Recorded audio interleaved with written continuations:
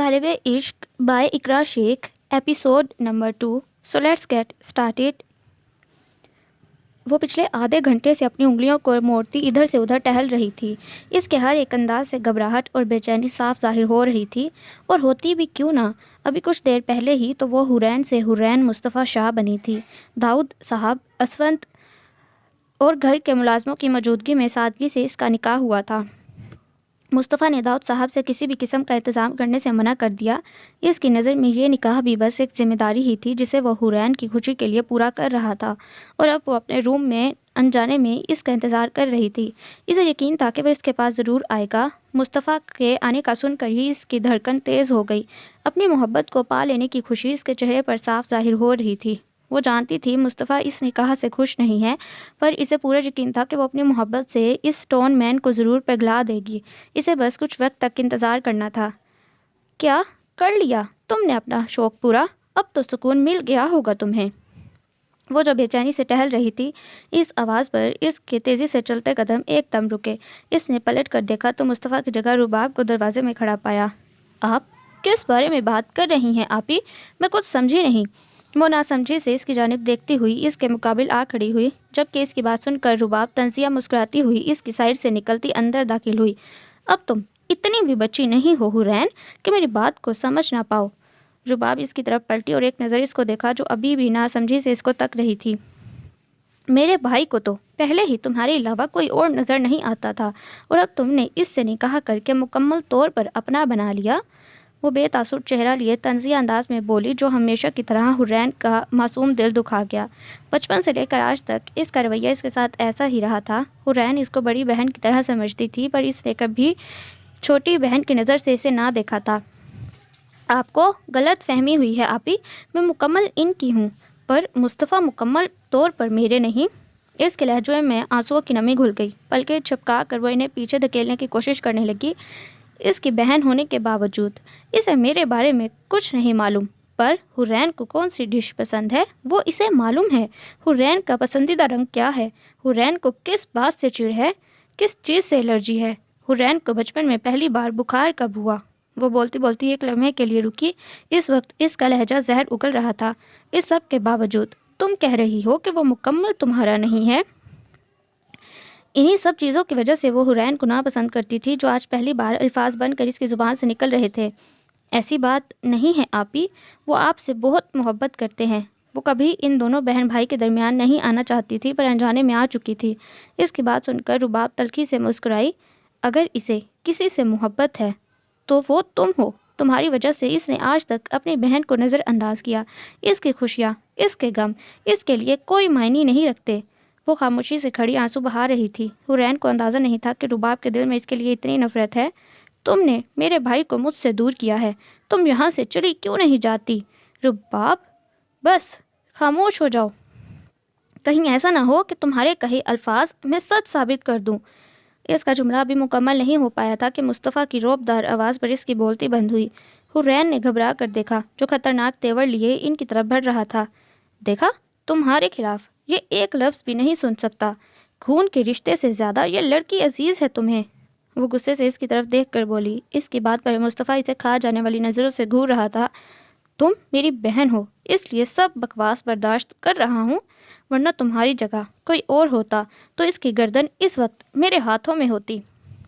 وہ انگلی اٹھا کر اس کو وارننگ دینے والے انداز میں بولا، اور پاس کھڑی حورین کی کلائی تھام کر اس کو وہاں سے کھینچتا ہوا کمرے سے نکل گیا، جبکہ رباب وہاں کھڑی غصے میں کھولتی رہ گئی.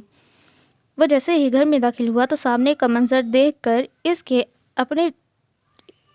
کر قدم اپنی جگہ رک گئے تھے. حفصہ صوفے پر بیٹھی کسی بات پر کھلکھلا کر ہنس رہی تھی. یہ وہی منظر تھا جس کے وہ خواب دیکھتا تھا کہ جب بھی وہ آفس سے واپس آئے سب سے پہلے اس کے مسکراتے چہرے پر اس کی نظر پڑے. آج ویسے بھی وہ خوشگوار موڈ میں تھا. اس کے نکاح کی وجہ سے اب اس کا کیس کافی مضبوط ہو گیا تھا. ہادی کی کسٹڈی اب اسی کو ملنی تھی. دوسرا حفصہ کا ہنستا چہرہ، ایک انجانا سا سکون اس کے اندر اتر رہا تھا. وہ آہستہ سے قدم اٹھاتا اس کی طرف بڑھا، جبکہ سامنے کا منظر بدلا تھا. حفصہ کے مسکراتے ہوئے چہرے کے ساتھ اس کی نظر حدید پر پڑی، جو اس سے کچھ کہنا چاہ رہا تھا، جس پر وہ مسکراتے ہوئے اسے کہنے سے روک رہی تھی. اس کا خوشگوار موڈ ایک دم سے ہی بدلا۔ اپنے آفس بیگ پر اس کی پکڑ سخت ہو گئی، جلن کا احساس پورے بدن میں دوڑ گیا۔ کس بات پر اتنا ہنسا جا رہا ہے؟ اس کی روب دار آواز پر دونوں ہی ایک دم چپ ہو گئے اور گردن موڑ کر آنے والے کو دیکھا۔ ڈیڈ آ گئے، دیکھیں ڈیڈ، چاچو آ گئے، میں نے انہیں کتنا مس کیا۔ ہادی اپنے باپ کو دیکھ کر دوڑتا ہوا اس کی ٹانگوں سے جا کر لپٹا۔ اپنے بیٹے کی طرف دیکھ کر اس کے چہرے پر خوبصورت سی مسکراہٹ آئی۔ ارے بھائی، آپ آ گئے، پتہ میں نے آپ سے ملنے کے لیے آفس ہی جانے والا تھا، بٹ ڈیڈ نے روک دیا، بولے شام تک تم واپس آ جاؤ گے۔ ہدایت خوشی سے کہتا اپنے جگہ سے کھڑا ہوا اور اپنے بھائی کے سینے سے لگا۔ ہدایت کو یہاں دیکھ کر اسونت کو بالکل حیرانی نہیں ہوئی تھی، کیونکہ حیات صاحب صبح سے ہی اسے ہدایت کی واپسی کے بارے میں آگاہ کر چکے تھے۔ وہ تعلیم کے سلسلے میں لندن گیا تھا اور اب اپنی تعلیم مکمل کر کے واپس لوٹا تھا۔ بہت خوشی ہوئی تمہیں دیکھ کر، اب ہماری فیملی کمپلیٹ ہو گئی ہے۔ وہ بہت محبت سے اس کی طرف دیکھتا ہوا بولا۔ اسے اپنے بھائی سے بہت محبت تھی۔ مجھے بھی بہت خوشی ہوئی واپس آ کر، اور سب سے زیادہ خوشی مجھے آپ کے نکاح کا سن کر ہوئی ہے۔ وہ پاس بیٹھی حفصہ کی طرف دیکھ کر بولا۔ اس کی بات پر اسونت کی نظر بھی حفصہ پہ پڑی، جو ہادی کے ماتھے پر آئے بالوں کو محبت سے پیچھے کر رہی تھی۔ اس رات کے بعد سے دونوں کے درمیان بات چیت مکمل بند تھی۔ ویسے بھی وہ پہلے بھی کہاں اس کو مخاطب کرتا تھا، اور مزے کی بات یہ ہے کہ میں آپ کی بیوی مطلب حفصہ سے ان چند گھنٹوں میں دوستی کر چکا ہوں۔ وہ حفصہ کی طرف ایک آنکھ دباتا اپنی جگہ آ بیٹھا اور پاس بیٹھے ہادی کو اپنی گود میں بٹھا لیا۔ دھیان سے ہدایت، ان کی ایک بری عادت ہے لوگوں کو اپنا عادی بنا کر چھوڑنے کی۔ اسونت اپنی ٹائی کی نوٹ ڈھیلی کرتا حیرانگی سے بولا اور 2 سیٹر صوفے پر آ بیٹھا جہاں اس وقت حفصہ بیٹھی تھی۔ اس کے پھیل کر بیٹھنے سے اسونت کی ٹانگ اس کی ٹانگ سے ٹکرائی تو حفصہ تھوڑا سا اپنی جگہ سے کھسکی۔ آپ اتنے یقین سے کیسے کہہ سکتے ہیں؟ کیا آپ حفصہ کو پہلے سے جانتے ہیں؟ وہ حیرانگی سے اپنے بھائی کی طرف دیکھ کر بولا۔ اس کی بات سے قریب بیٹھے حیات صاحب بھی حیران ہوئے۔ حیات صاحب اسے پہلے ہی اسونت کے نکاح کن حالت میں بتا چکے تھے، اس لیے ان کا حیران ہونا جائز تھا۔ ارے میں مذاق کر رہا تھا، دراصل آج کل کی لڑکیوں کی یہی عادت ہوتی ہے، اور مجھے لگا شاید یہ بھی ایسی ہی نہ ہو۔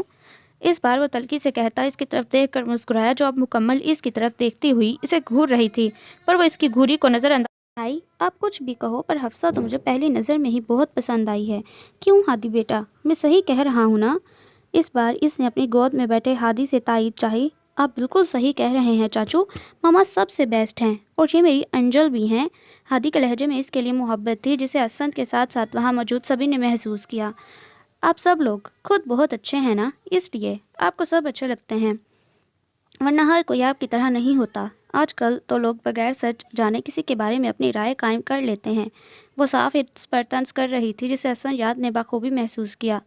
ویسے مجھے خوشی ہوئی کہ تمہیں میری بیوی پسند آئی۔ وہ اس کی بات کو مکمل نظر انداز کرتا مزید کھسکا۔ اس کی بات پر ہدایت صرف مسکرایا۔ صوفے کی پشت پر رکھے اس کے ہاتھ نے حفصہ کے کندھے کو چھوا تو اس نے ایک نظر اسونت پر ڈالی، جو ایسے انجان بنا بیٹھا تھا جیسے اسے کچھ محسوس ہی نہیں ہو رہا۔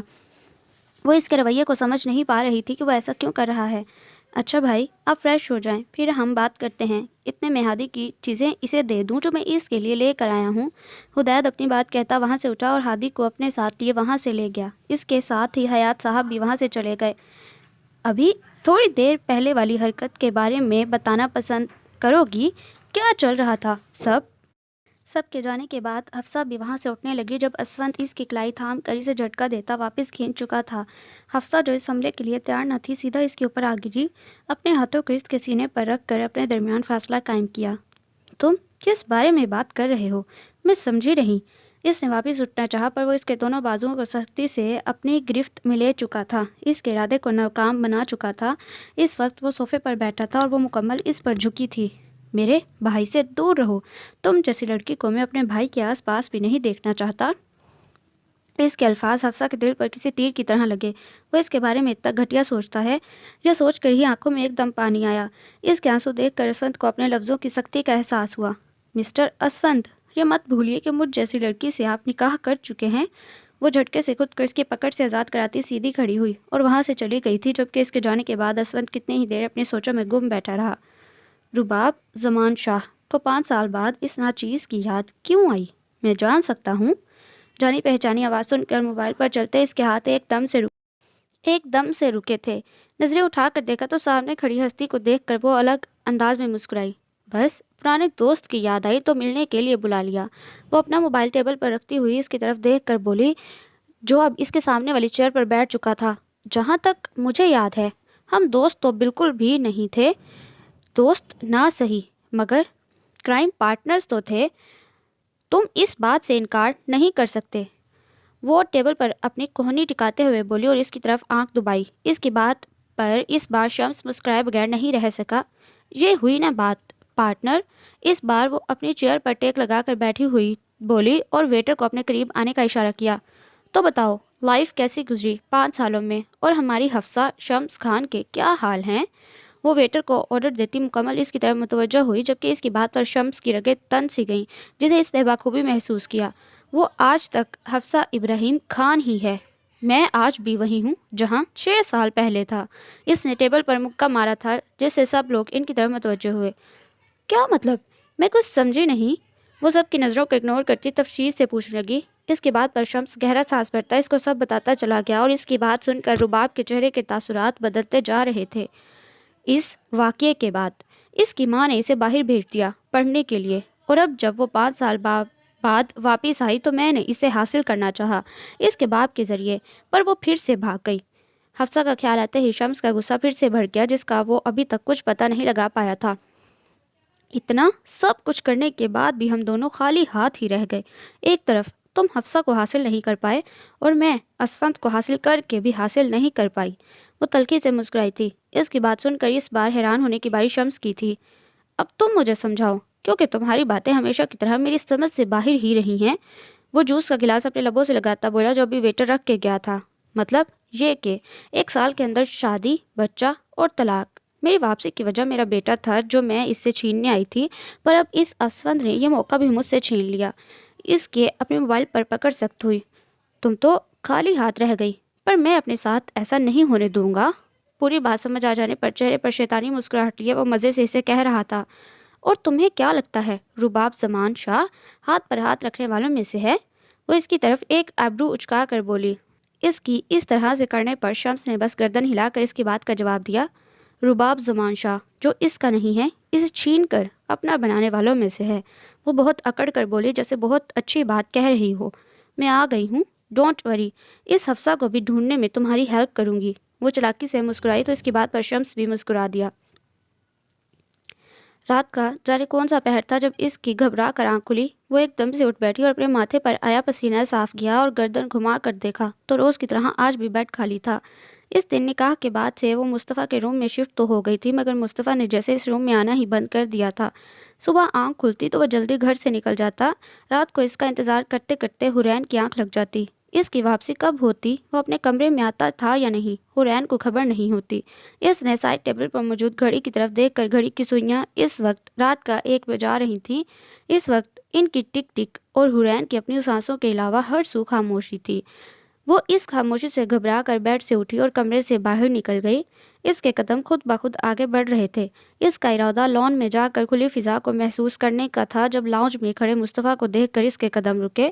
وہ لاؤنج میں موجود گلاس وال کے پاس کھڑا تھا جہاں سے لان کا حصہ نظر آتا تھا۔ باہر سے آتی چاند کی روشنی میں اس کا عکس بخوبی دیکھ سکتی تھی۔ شرٹ کے بازو فولڈ کیے ہوئے تھے۔ وہ اپنی جگہ پر ایک دم ساکن چہرہ آسمان کی طرف کیے کھڑا تھا۔ اس شخص میں ایک عجیب سی کشش تھی جو حرین کو ہمیشہ ہی اپنے سحر میں جکڑ لیتی، اور پھر موت ہی اس کی آزادی تھی۔ وہ بالکل آہستہ سے قدم اٹھاتی اس کے پیچھے آ کھڑی ہوئی۔ میری زندگی کی رات کی اس تاریکی کی طرح ہے، بالکل خاموش اور کالی۔ وہ اس کی موجودگی کو محسوس کرنے کی طاقت رکھتا تھا، اس لیے بغیر پلٹے بولا۔ وہ اس کے ایک دم بولنے سے حرین جو اسے دیکھنے میں کھو سی گئی تھی ہوش میں آئی۔ جس طرح وہ اس کی موجودگی کو محسوس کر سکتی تھی وہ بھی کر سکتا تھا۔ میں آپ کی اس تاریک زندگی میں روشنی بھرنا چاہتی ہوں، مجھے ایک موقع دیں۔ وہ اس کے چوڑے بازو پر اپنے نازک ہاتھ رکھتی بولی۔ مصطفیٰ نے سر ہلکا سا ٹیڑھا کر کے اسے دیکھا، مگر وہ اپنی جگہ سے ہلا نہیں، بس خاموشی سے اس کے نرم و ملائم ہاتھ کا لمس محسوس کرنے لگا جو اس کی روح کو سرحشر کر رہا تھا۔ اس تاریکی میں تم خود بھی ڈوب جاؤ گی حرین، اور میں ایسا ہرگز نہیں چاہتا۔ اس بار وہ مکمل اس کی جانب پلٹا اور بھرپور نظر اس کے اوپر ڈالی۔ چاند کی روشنی میں اس کے چہرے کو مزید دلکش بنا رہی تھی۔ اس کی سی گرین آنکھوں میں وہ خود کو ڈوبتا محسوس کر رہا تھا۔ مجھے منظور ہے مصطفیٰ، میں آپ کے ساتھ اس تاریکی میں بھی ڈوبنے کو تیار ہوں، بس میری محبت کو مجھ سے دور نہ کریں۔ وہ بے خودی سے کہتی اس کے سینے پر اپنا ہاتھ رکھ چکی تھی۔ اس کی نازک ہتھیلی کے نیچے مصطفیٰ کا دل تیزی سے دھڑک رہا تھا۔ مجھ سے دور رہنے میں تمہاری بہتری ہے حورین، ورنہ ایک دن تم میرے وجود سے نفرت کرو گی۔ جانے کیوں اس وقت اس کا لہجہ عجیب سا تھا جو حورین سمجھ نہیں پائی۔ حورین کبھی اپنے مصطفیٰ سے نفرت نہیں کر سکتی۔ آپ کی حورین اتنی کمزور نہیں ہے مصطفیٰ، وہ اپنے سامنے کھڑے اس لمبے چوڑے شخص کے دونوں بازو تھامتی ہوئی مضبوط لہجے میں بولی۔ اس وقت وہ جیسے اسے اپنی باتوں سے قائل کرنا چاہ رہی تھی۔ اس کی بات میں نہ جانے ایسا کیا جادو تھا کہ مصطفیٰ مزید اس کے قریب ہوا اور ہاتھ بڑھا کر حورین کے چہرے پر آئے بالوں کو اس کے کان کے پیچھے ٹکایا۔ اس کے نرم گرم لمس سے وہ جیسے کھو سی گئی۔ وقت اور حالات سب کو کمزور بنا دیتے ہیں۔ وہ اس کی پیشانی پر موجود نشان کو اپنے ہاتھ سے چھونے لگا۔ اس کے نشان کو نرمی سے چھوتے ہوئے اس کا ہاتھ اب گال کی طرف بڑھا۔ اگر میں کمزور پڑ جاؤں تو آپ مجھے سنبھال لینا۔ وہ اس کی آنکھوں میں جھانک رہی تھی جس میں اسے اس وقت اپنا عکس نظر آیا۔ اس کی باتوں میں ایک نشہ سا تھا جس میں مصطفیٰ خود کو مدہوش محسوس کر رہا تھا۔ اسی مدہوشی کے عالم میں اس کے گال کا سفر کرتے اس کے ہاتھ حورین کے لبوں پر رکے۔ ہلکی ہلکی ہوا، پھولوں کی خوشبو اس لمحے کو مزید سحر انگیز بنا رہی تھی۔ میں بھی بکھرا ہوا ہوں حورین، مجھے بھی سنبھال لو، بے خودی سے کہتا وہ اس کے اوپر جھکنے لگا کہ اس کی سانسوں کی مہک محسوس کر کے حورین کی دھڑکنیں بے ترتیب ہوئی۔ مصطفیٰ میں، اس کا جملہ منہ میں ہی رہ گیا جب وہ باقی کا فاصلہ طے کرتا اس کے نرم گلابی لبوں پر جھکتا اس کی سانسوں تک کو قید کر چکا تھا۔ حورین نے سختی سے اس کی شرٹ کو اپنی مٹھی میں جکڑا۔ اسے اپنی ٹانگوں سے جان نکلتی محسوس ہو رہی تھی۔ اسے لگ رہا تھا جیسے وقت رک گیا ہو، وہ تو بس خود کو اس میں ڈوبتا ہوا محسوس کر رہی تھی۔ وہ بے خودی میں اس کے چہرے پر جھکا محبت کے پھول کھلا رہا تھا۔ خود کو سنبھالنے کے لیے حورین نے جیسے ہی اپنے نازک بازو اس کی گردن کے گرد حائل کیے، مصطفیٰ ایک دم ہوش میں آیا۔ وہ پل میں اس سے الگ ہوا اور بہت ہی بے دردی سے اسے خود سے جدا کیا۔ نہیں، یہ سب غلط ہے، دور رہو مجھ سے۔ اف خدا، یہ میں کیا کر بیٹھا۔ وہ سختی سے اپنے بال نوچتا ہوا خود میں بڑبڑایا۔ وہ اپنی بدلتی کیفیت سے گھبرا سا گیا تھا جس میں اتنی شدت تھی۔ مصطفیٰ، میں آپ کی بیوی ہوں۔ اپنی تذلیل پر اس کے آنسو نکل آئے جنہیں اس نے صاف کرنے کی کوشش نہیں کی۔ خاموش ہو جا حورین، بالکل خاموش، اور خدا کے لیے دور رہو مجھ سے۔ وہ اس کی سرخ ہوتی آنکھوں سے نظریں چراتا ہوا بولا۔ حورین اپنی زچگی کو دباتی بھاگنے کے انداز میں وہاں سے چلی گئی۔ اس کے جانے کے بعد مصطفیٰ نے پوری طاقت لگا کر اس گلاس وال پر مکہ مارا۔ میرے قریب مت آؤ حورین، جب تمہیں سچ معلوم ہوگا تو تم مجھ سے نفرت کرو گی، اور تمہاری اتنی محبت کے بعد نفرت میں برداشت نہیں کر پاؤں گا۔ وہ پھر سے آسمان کی طرف دیکھنے لگا جہاں چاند اب بادلوں کی اوٹ میں چھپ گیا تھا۔ چاند کو دیکھ کر اسے کچھ دیر پہلے والا واقعہ یاد آیا تو بے ساختہ اس نے اپنے لبوں کو چھوا۔ وہ تو چلی گئی تھی مگر اپنی خوشبو اس کے اندر چھوڑ کر چلی گئی۔ اس نے سختی سے آنکھیں بند کی۔ رات کی تاریکی میں اس کی آنکھ سے ایک آنسو خاموشی سے ٹوٹ کر کارپٹ میں جذب ہوا تھا۔ بیٹا، میں آپ سے آخری بار بول رہی ہوں، کار ابھی روکو ورنہ اچھا نہیں ہوگا۔ انہوں نے فاسٹ ڈرائیونگ کرتے اپنے 15 سالہ بیٹے کی طرف ناراضگی سے دیکھتے کہا، پر سامنے والے پر ان کی ناراضگی اور دھمکی کا کوئی اثر نہیں ہوا۔ موم، آپ تو ایسے ڈر رہی ہیں جیسے میں ایک چھوٹا بچہ ہوں۔ اب میں بڑا ہو گیا ہوں اور دیکھے نا میں کتنی اچھی ڈرائیونگ کر رہا ہوں۔ وہ لاپرواہی سے کہتا کار کی سپیڈ مزید تیز کر چکا تھا جس پر مسز زمان شاہ اپنا دل تھام کر رہ گئی۔ آپ اتنے بڑے نہیں ہوئے کہ اچھے سے کار چلا سکیں۔ چلو جلدی کار سائڈ پر رکو اور مجھے ڈرائیونگ کرنے دو۔ میں دیکھ چکی ہوں کہ آپ کار چلانا سیکھ گئے ہو۔ اس بار وہ تھوڑا سختی سے بولی۔ کچھ دنوں سے وہ اپنی ماں کے پیچھے پڑا ہوا تھا کہ وہ اس کی ڈرائیونگ دیکھے، پر مسز شاہ ہر بار اس کی بات ٹال دیتی۔ پر آج اس کے ضد کے آگے وہ ہار گئیں، پر اب اس کی بات مان کر وہ پچھتا رہی تھی۔ نہیں موم، ابھی نہیں، ابھی آپ کو اور دیکھنی ہے، وہ ضدی لہجے میں بولا۔ کار کی سپیڈ ہنوز تیز تھی، جانے کیوں مسز شاہ کو ایک دم سے گھبراہٹ محسوس ہوئی۔ بیٹا، ہم کافی دور آ گئے ہیں، چلو گھر چلتے ہیں۔ گھر پر تمہاری بہن داؤد انکل کے ساتھ اکیلی ہے، وہ ہمارے لیے پریشان ہو رہی ہوں گی۔ انہوں نے ونڈو سے باہر جھانکتے ہوئے کہا۔ وہ لوگ کافی دور آ گئے تھے۔ رات کی تاریکی میں سنسان سڑک کے دونوں طرف موجود جنگل دیکھ کر انہیں ڈر سا محسوس ہو رہا تھا۔ اوپر آسمان میں چمکتی بجلی اس ماحول کو مزید خوفناک بنا رہی تھی۔ اس کے پاس داؤد انکل تو ہے نا، آپ فکر نہ کریں، بس کچھ دیر اور۔ اب کی بار اس نے سپیڈ مزید تیز کی۔ اس وقت وہ بالکل اپنے آپ میں نہیں لگ رہا تھا۔ وہ بس اپنی ماں کو یہ بتانا چاہتا تھا کہ وہ اب بچہ نہیں ہے، کیونکہ اس کی ماں ہمیشہ اسے ایک چھوٹے بچے کی طرح ٹریٹ کرتی تھی جو اسے سخت ناپسند تھا۔ گھر واپس جانے دو، میں داؤد سے پوچھوں گی کہ انہوں نے تمہیں میری اجازت کے بغیر کار چلانا کیسے سکھا دیا؟ اور خدا کے لیے بیٹا اسپیڈ کم کرو۔ اس وقت ان کے چہرے پر گہری سنجیدگی تھی۔ انہیں اپنے بیٹے کے جنونی انداز سے ڈر لگ رہا تھا۔ اگر اسے کسی چیز کی ضد ہو گئی تو وہ اسے پورا کرتا تھا، پھر کسی میں ہمت نہیں اسے روکنے کی۔ اسپیڈ تو آج کم نہیں ہوگی موم۔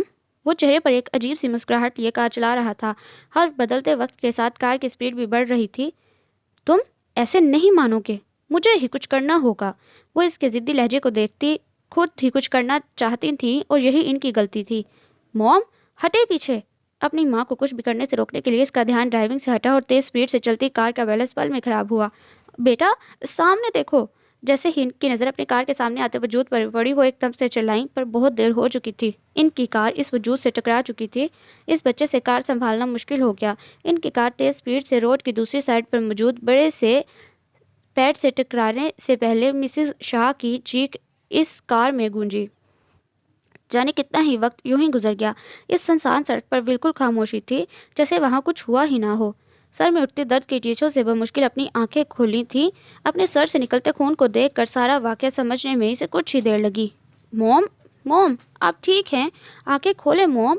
وہ ہمت کر کے اپنی موم کی طرف پلٹا، جن کا سر پوری طرح سے خون سے لت پت تھا۔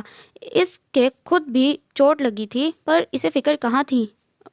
مصطفیٰ میں ٹھیک ہوں بیٹا، تم ٹھیک ہو؟ حالانکہ انہیں کافی چوٹ لگی تھی، پر انہیں اپنے بیٹے کی فکر تھی۔ موم آپ فکر نہ کریں، میں آپ کو کچھ نہیں ہونے دوں گا۔ میں داؤد کو فون کرتا ہوں ابھی۔ وہ اپنا موبائل تلاش کرنے لگا جب اپنی ماں کی بات پر اس کے ہاتھ اپنی جگہ پر رکے۔ بیٹا اسے دیکھو جا کر، کیا وہ بھی زندہ ہے؟ میں ٹھیک ہوں، تم میری فکر مت کرو، وہ مشکل بول پائیں۔ ان کی بات پر وہ بچہ اپنے درد کو نظر انداز کرتا ٹوٹی کار سے باہر نکلا تھا۔ سڑک پر بے سود پڑے وجود کو دیکھ کر اس کی ٹانگیں کانپنے لگ گئیں۔ اسے لگ رہا تھا وہ چل نہیں پائے گا۔ جتنا وہ قریب جا رہا تھا اس کی دھڑکنیں مزید تیز ہوتی جا رہی تھیں۔ قریب آ کر اسے معلوم ہوا کہ وہ زمین پر پڑا وجود اکیلا نہیں ہے۔ اس سے کچھ فاصلے پر ایک اور ننھا سا وجود تھا۔ اسے لگ رہا تھا کہ اس کا دل نکل کر باہر آ جائے گا۔ وہ آہستہ سے زمین پر گرے اس وجود کے قریب بیٹھا جو درد میں تڑپ رہا تھا، شاید اپنی زندگی کی آخری سانسیں لے رہا تھا۔ آنکھیں کھولے۔ وہ اس عورت کے خون سے لت پت چہرے کو دیکھ کر گھبرا گیا تھا، جو بہت بری طرح زخمی تھی۔ اس کی آواز پر اس عورت نے اس بچے کی طرف دیکھا۔ میری بیٹی، اس کو بچا لو، میری حورین کی حفاظت کرو، اس کی جان کو خطرہ ہے۔ وہ عورت بمشکل اپنی بات کہہ پائی۔ اس وقت اس کے منہ سے بھی خون نکل رہا تھا۔ تکلیف کی شدت سے وہ درد سے کرہا رہی تھی۔ اس عورت کی بات پر اس بچے نے کچھ فاصلے پہ زخمی پڑے اس ننھے وجود کو دیکھا۔ مجھے نہیں لگتا میں مزید زندہ رہ سکتی ہوں۔ تم میری بیٹی کی حفاظت کرنا، اسے اس کے اپنوں سے خطرہ ہے۔ اور یہی وہ آخری الفاظ کہنے کے بعد وہ عورت اپنی آنکھیں ہمیشہ کے لیے بند کر گئی، اور اس سب کا ذمہ دار وہ تھا۔ اس نے کرب سے اپنی آنکھیں بند کی۔ وہ اپنی جگہ سے اٹھا اور اس بچے کے قریب جا کر بے ہوش بچی کو گود میں اٹھایا۔ اس کو بھی کافی چوٹیں لگی ہوئی تھیں، پیشانی سے خون نکل رہا تھا۔ اس نے بے ساختہ اس کے زخم پر ہاتھ رکھا، اور یہی وہ لمحہ تھا جب اسے اپنی زندگی کا مقصد ملا، اور یہی وہ لمحہ تھا جب اس کی وجہ سے 2 لوگوں کی جان گئی، اور اسی لمحے سے اس کی زندگی مکمل طور پر بدل گئی۔ وہ گہری نیند میں تھا جب گھبرا کر اس کی آنکھیں کھلیں۔ اس وقت اس کا پورا جسم پسینے میں شرابور تھا۔ اس نے کمرے میں پھیلی نائٹ بلب کی روشنی میں کھڑکی گھڑی کی طرف دیکھا جو اس وقت 3 بجا رہی تھی۔ گزرے سالوں میں یہ رات آج تک وہ نہیں بھول پایا تھا۔ وہ اپنے منہ پر ہاتھ پھیرتا اٹھ بیٹھا اور گردن گھما کر بیڈ کی جانب دیکھا جہاں حورین اس کی حالت سے بے خبر سو رہی تھی۔ بھاری قدم اٹھاتا بیڈ کی طرف بڑھا اور حورین کے قریب بیٹھ کر اس کے چہرے کو تکنے لگا۔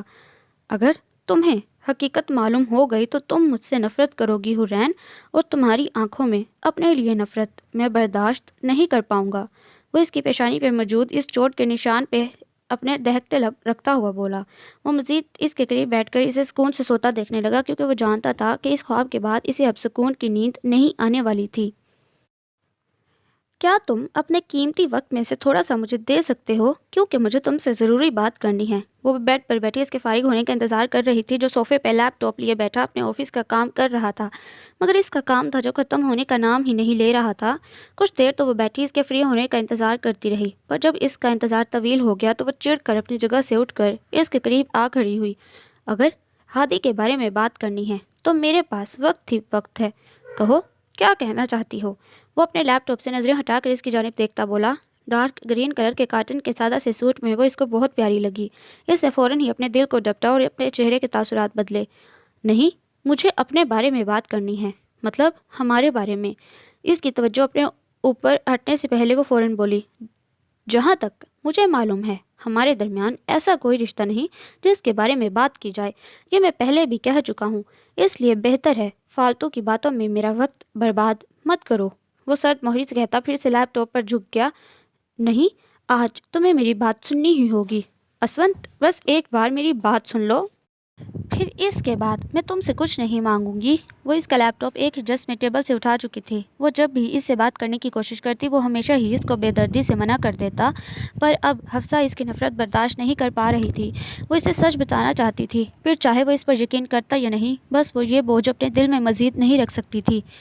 یہ کیا حرکت ہے حفصہ، میرا لیپ ٹاپ واپس کرو فوراً۔ وہ سخت تیوری لیے اپنی جگہ سے اٹھ کر اس کی طرف بڑھا۔ پہلے تمہیں میری بات سننی ہوگی اسونت، میں بیوی ہوں تمہاری، بس ایک بار بات سن لو، وہ التجائی انداز میں بولی، لہجے میں آنسوؤں کی نمی گھل گئی۔ تم میری بیوی صرف تب تک ہو جب تک رباب یہاں سے چلی نہیں جاتی اور میرے بیٹے کی کسٹڈی مجھے نہیں مل جاتی، اس کے بعد میرے اور تمہارے راستے الگ ہیں۔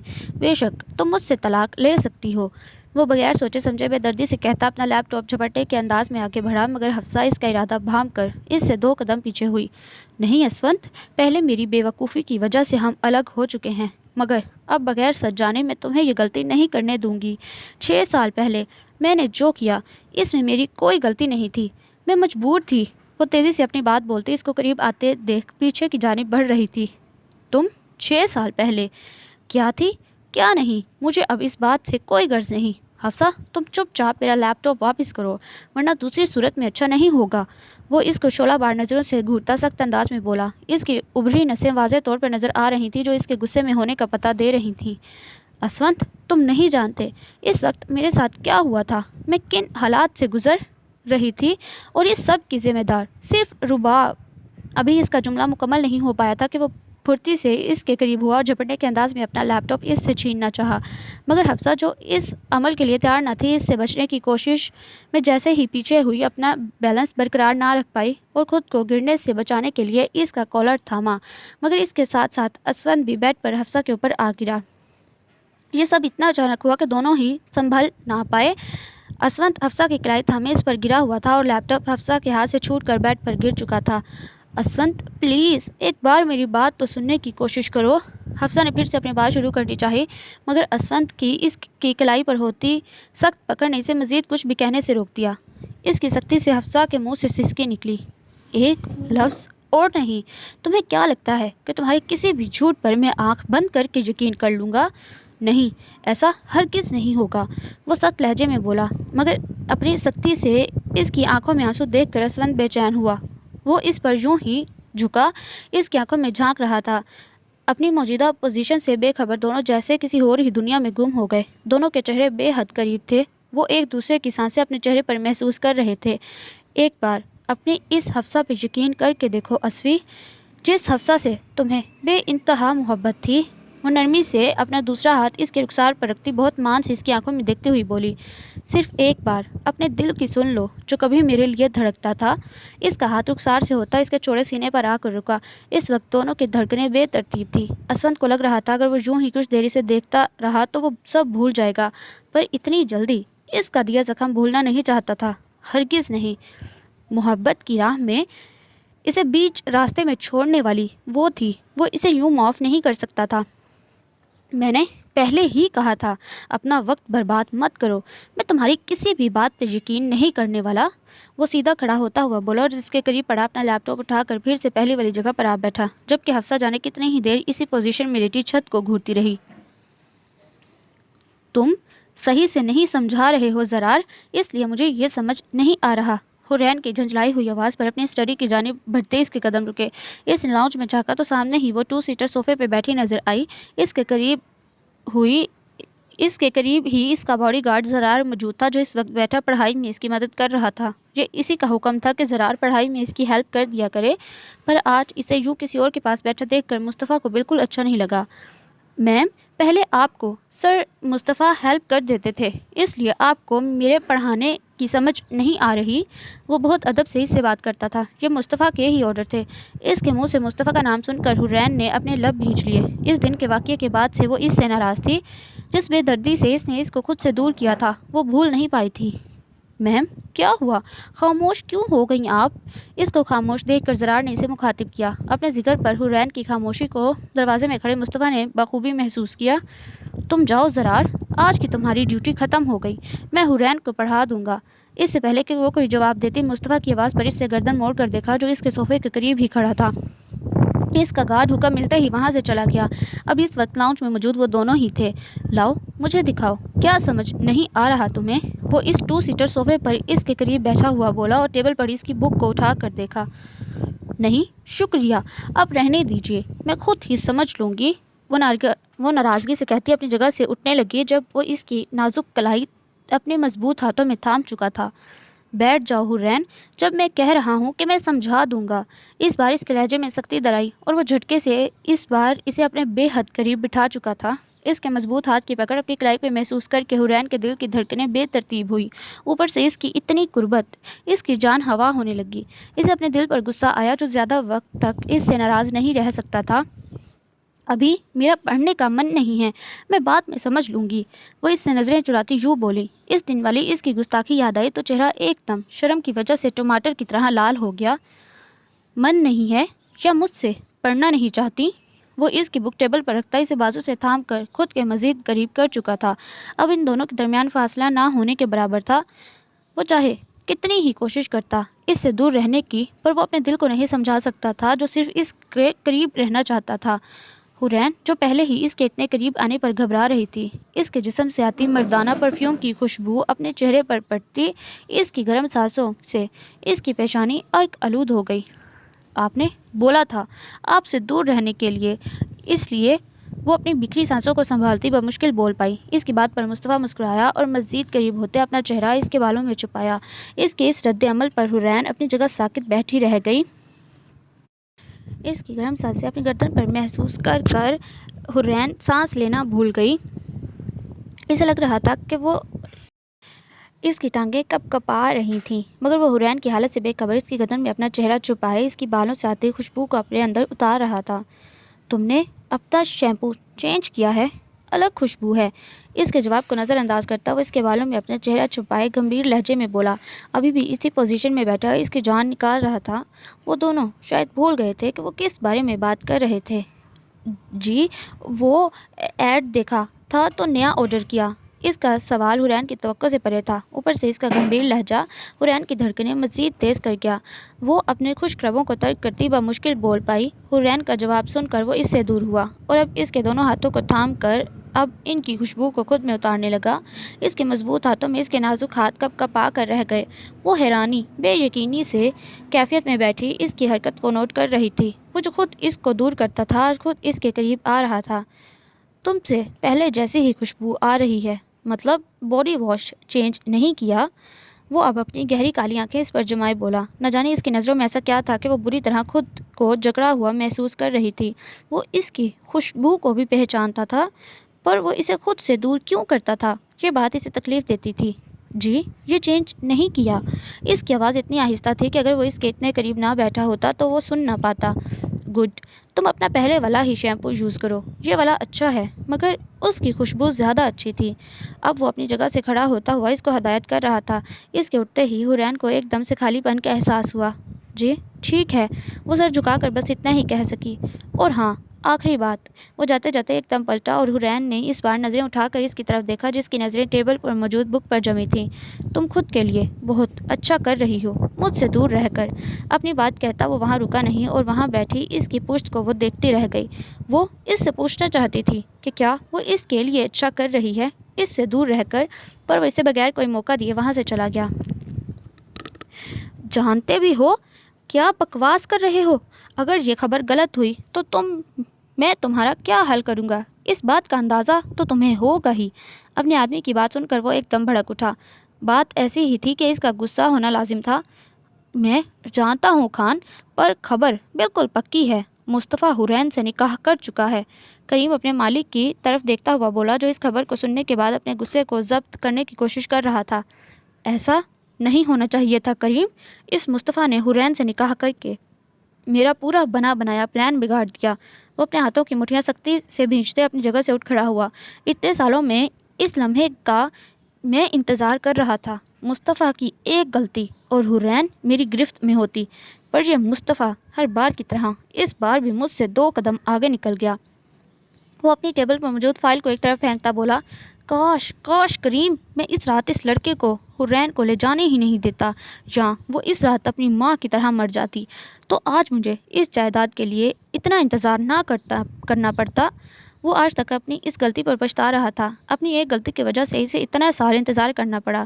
خان، اس وقت آپ کو معلوم نہیں تھا کہ جو آپ کو چاہیے اس 3 سالہ بچی کے پاس ہے، اس لیے اس میں آپ کی کوئی غلطی نہیں۔ کریم سالوں سے اس کا وفادار تھا، ہر اچھے برے کام میں اس کا برابر کا شریک۔ آپ کا آدمی بالکل صحیح کہہ رہا ہے خان صاحب۔ اس بار کب سے خاموش بیٹھا خان کا وکیل ان دونوں سے مخاطب ہوا۔ اس کی آواز پر خان اور کریم کی توجہ اس کی جانب پلٹی۔ ساری جائیداد شروع سے ہی اس کے نام تھی، اور اگر اس کی مرضی یا اس کی مرضی کے خلاف جائیداد ٹرانسفر کرنے کی کوشش کرتے تو سب ٹرسٹ کے نام ہو جاتی، اس لیے حورین کو حاصل کر کے کچھ فائدہ نہیں تھا۔ تمہارے بھائی نے مرنے سے پہلے بہت سوچ سمجھ کر یہ ساری ول بنائی تھی۔ اس کا وکیل اب ان کے مقابل کھڑا ہوا تھا۔ یہ نئی بات نہیں ہے، میں یہ سب جانتا ہوں، مجھے اس مسئلے کا حل بتاؤ۔ وہ اپنے وکیل کی بات پر خاصا غصہ ہوا۔ ایک تو پہلے ہی اس کا دماغ خراب تھا، اب دوسرا اس وکیل کی باتیں اس کے غصے کو مزید بڑھا رہی تھیں۔ اگر آپ حورین کو ہی راستے سے ہٹا دو تو آپ کا کام آسان ہو جائے۔ اس کے وکیل کا شیطانی دماغ تیزی سے کام کر رہا تھا، جبکہ اس کی بات پر خان نے آئیبرو اچکا کر اس کی طرف دیکھا۔ صاف صاف بولو، کیا کہنا چاہتے ہو؟ الجھی ہوئی باتیں مجھے پسند نہیں۔ اب وہ اپنی جگہ پر بیٹھتا ہوا بے تاثر چہرہ لیے اس کی طرف دیکھ کر بولا۔ اس بار کریم کی توجہ بھی مکمل طور پر اس کی جانب تھی۔ اگر آپ کو اس کی ساری جائیداد چاہیے تو حورین کو مار دو، آپ کا راستہ بالکل صاف، بس ہمیں پروف کرنا ہوگا کہ وہ مر چکی ہے، پھر سب آپ کا۔ وہ بڑے اطمینان سے کہتا خان کے سامنے والی چیئر پر بیٹھا، اور اپنے وکیل کی بات سن کر اتنے وقت میں پہلی بار خان کے چہرے پر ایک شیطانی مسکراہٹ پھیل گئی۔ تم جانتے ہو کریم، تمہیں کیا کرنا ہے؟ وہ اب اپنے سامنے کھڑے کریم کی طرف دیکھ کر خباثت سے ہنسا۔ اگر پہلے ہی تم میری بات آسانی سے سمجھ جاتے تو تمہاری طرح سے آج تمہاری بیٹی کو بھی یوں شہید نہیں ہونا پڑتا۔ وہ اپنی سوچ میں اپنے بھائی سے مخاطب ہوا، جس کی وہ سالوں پہلے اسی جائیداد کی وجہ سے جان لے چکا تھا۔ ڈیڈ، میں بھی آپ دونوں کے ساتھ جانا چاہتا ہوں، مجھے بھی اپنے ساتھ لے چلیں نا۔ دادو جان بھی گھر پر نہیں ہیں، اور چاچو تو اپنے دوستوں کے ساتھ ٹرپ پہ گئے ہوئے ہیں، میں گھر پر اکیلا بور ہو جاؤں گا۔ وہ جو آئینے کے سامنے کھڑا اپنی ٹائی کی نوٹ صحیح کر رہا تھا، ہادی کی آواز پر اس کے ہاتھ ایک لمحے کے لیے رکے اور پلٹ کر اس کی جانب دیکھا، جو پچھلے 10 منٹ سے رونی صورت بنائے اس کے ساتھ جانے کی ضد کر رہا تھا۔ بیٹا، میں آپ کو کتنی بار بول چکا ہوں کہ یہ بزنس پارٹی ہے، آپ وہاں بھی بور ہو جاؤ گے، پر میں وعدہ کرتا ہوں اس سنڈے کو آپ کی پسند کی جگہ پر لے کر جاؤں گا۔ وہ اس کے پھولے پھولے گالوں کو چومتا ہوا بہت محبت سے بولا، مگر اپنے باپ کی بات پر بھی اس کا موڈ نہیں بدلا۔ ماما دیکھیں نا، ڈیڈ تو میری بات سن ہی نہیں رہے، آپ ہی انہیں سمجھائے نا کہ مجھے بھی آپ لوگوں کے ساتھ لے چلیں۔ تبھی اس کی نظر چینجنگ روم سے نکلتی حفصہ پر پڑی تو وہ تیزی سے اس کی طرف لپکا۔ ہاں، ہادی ٹھیک کہہ رہا ہے، اسے بھی اپنے ساتھ لے جاتے ہیں، ویسے بھی میرا ہادی کو قلعہ چھوڑ کر جانے کا دل نہیں کر رہا۔ اسون جو اپنی تیاری مکمل کر کے آئینے میں اپنا جائزہ لے رہا تھا، حفصہ کی آواز پر اس نے گردن موڑ کر دیکھا۔ حفصہ پر نظر پڑتے ہی وہ اپنی جگہ پر جم سا گیا۔ بلیک کلر کی نیٹ کی ساڑی میں اس کا گورا جسم جگمگا رہا تھا، وہ دم بخود سا بس اس کو تک رہا تھا۔ یہ ساڑی وہ خود ہی اس کے لیے لے کر آیا تھا، کیونکہ اسے اندازہ تھا کہ حفصہ کے پاس پارٹی میں پہننے لائق کوئی ڈریس نہیں ہوگی، پر اسے بالکل اندازہ نہیں تھا کہ وہ اس میں اس حد تک خوبصورت لگ سکتی ہے۔ ڈیڈ، آپ سن رہے ہیں نا؟ اس کو حفصہ پر نظر جمائے دیکھ کر ہادی نے پھر سے مخاطب کیا۔ سن لیا ہے، پر شاید تمہیں بات سمجھ نہیں آ رہی۔ تم نہیں جا سکتے، مطلب نہیں جا سکتے۔ ہادی کی آواز پر وہ جیسے اس کے شہر سے نکلا اور فوراً اپنے چہرے کے تاثرات کو نارمل کرتا سخت لہجے میں بولا۔ اپنی بے خودی کا غصہ وہ ہادی پر اتار چکا تھا۔ اور تم جلدی چلو، ویسے پہلے ہی تمہاری وجہ سے کافی دیر ہو چکی ہے، میں اور دیر نہیں کرنا چاہتا۔ وہ سختی سے اس کو ہدایت کرتا کمرے سے نکل گیا۔ اداس مت ہونا بیٹا، آپ کے ڈیڈ تھوڑے غصے میں ہیں، ہم لیٹ ہو گئے ہیں نا اس لیے۔ اس کے جانے کے بعد حفصہ بہت محبت سے ہادی کی پیشانی چومتے ہوئے اس کو سمجھا رہی تھی۔ ماما میں اداس نہیں ہوں، آپ فکر نہ کریں، آپ جائیں، میں آپ کا ویٹ کروں گا، وہ مسکراتے ہوئے بولا تو حفصہ بھی ہولے سے ہنستی۔ تھوڑی دیر بعد جب وہ باہر آئی تو وہ کار سٹارٹ کر چکا تھا۔ حفصہ اس کے غصے میں ہونے سے پہلے ہی کار میں بیٹھ گئی۔ سفر کے دوران دونوں میں کوئی بات نہیں ہوئی، پورا راستہ خاموشی سے کٹا۔ 1 گھنٹے کی ڈرائیونگ کے بعد اس نے ایک بہت ہی شاندار ہوٹل کے آگے اپنی کار روکی۔ وہ کار سے نکلتا اس کو اپنے پیچھے آنے کا کہتا آگے بڑھ گیا۔ حفصہ اپنی ساڑی سنبھالتی کار سے نکل کر سیدھے پیچھے چل دی۔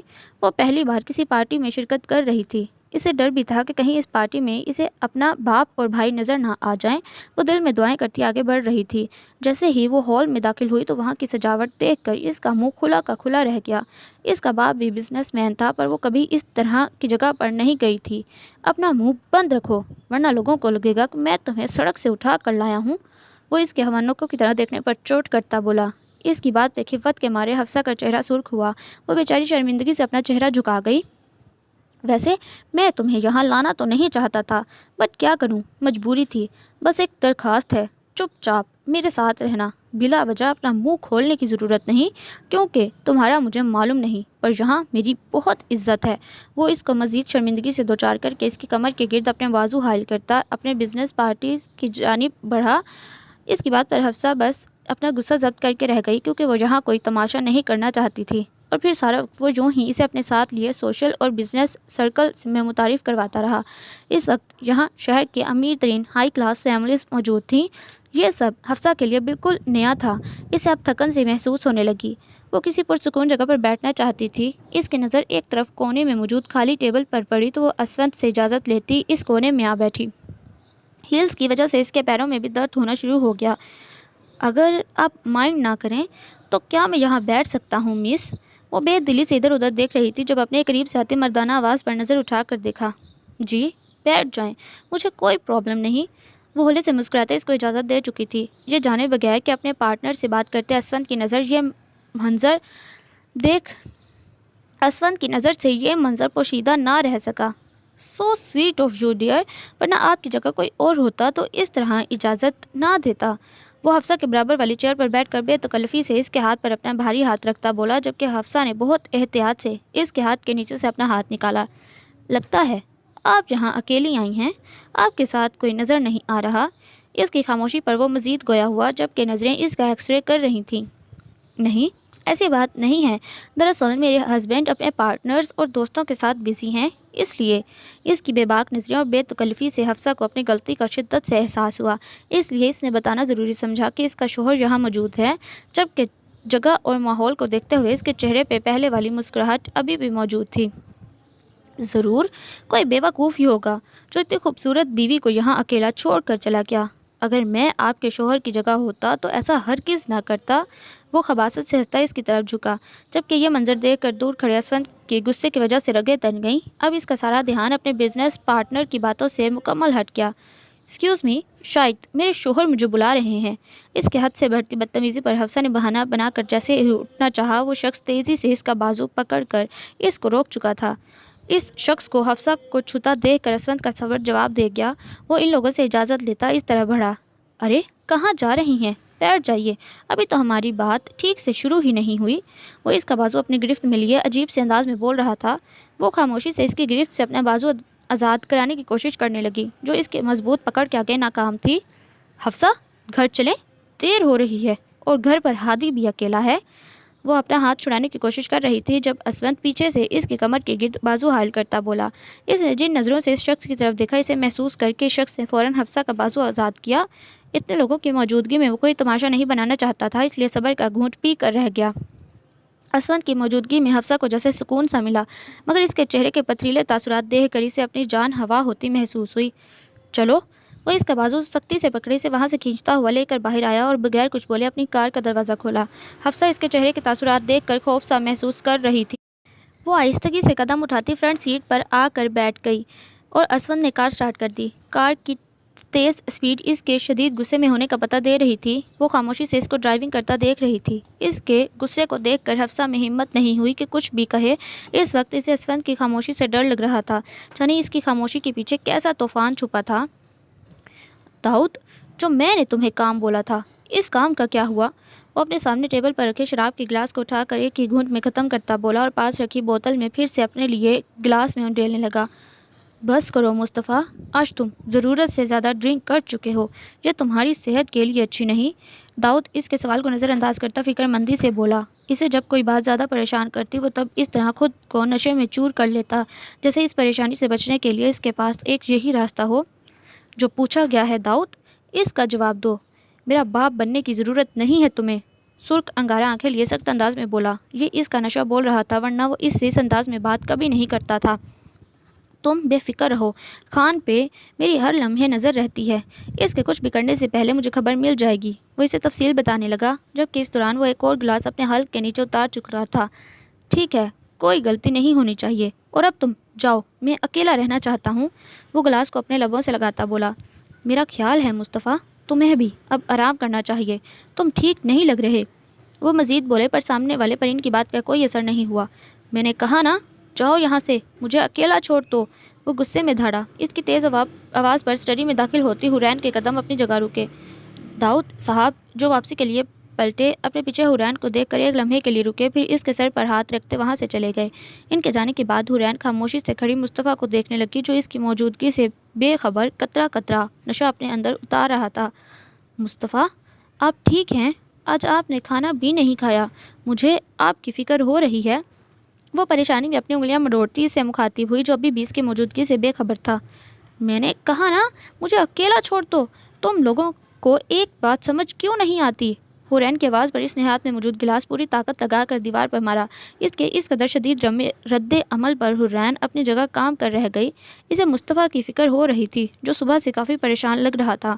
اگر کوئی اور وقت ہوتا تو وہ ڈر کر یہاں سے بھاگ جاتی، مگر سامنے بیٹھا شخص کوئی اور نہیں، اس کا شوہر تھا اور وہ اس کو یوں اس حالت میں چھوڑ کر نہیں جا سکتی تھی، اس لیے آہستہ سے قدم اٹھاتی صوفے پر اس کے قریب بیٹھ گئی۔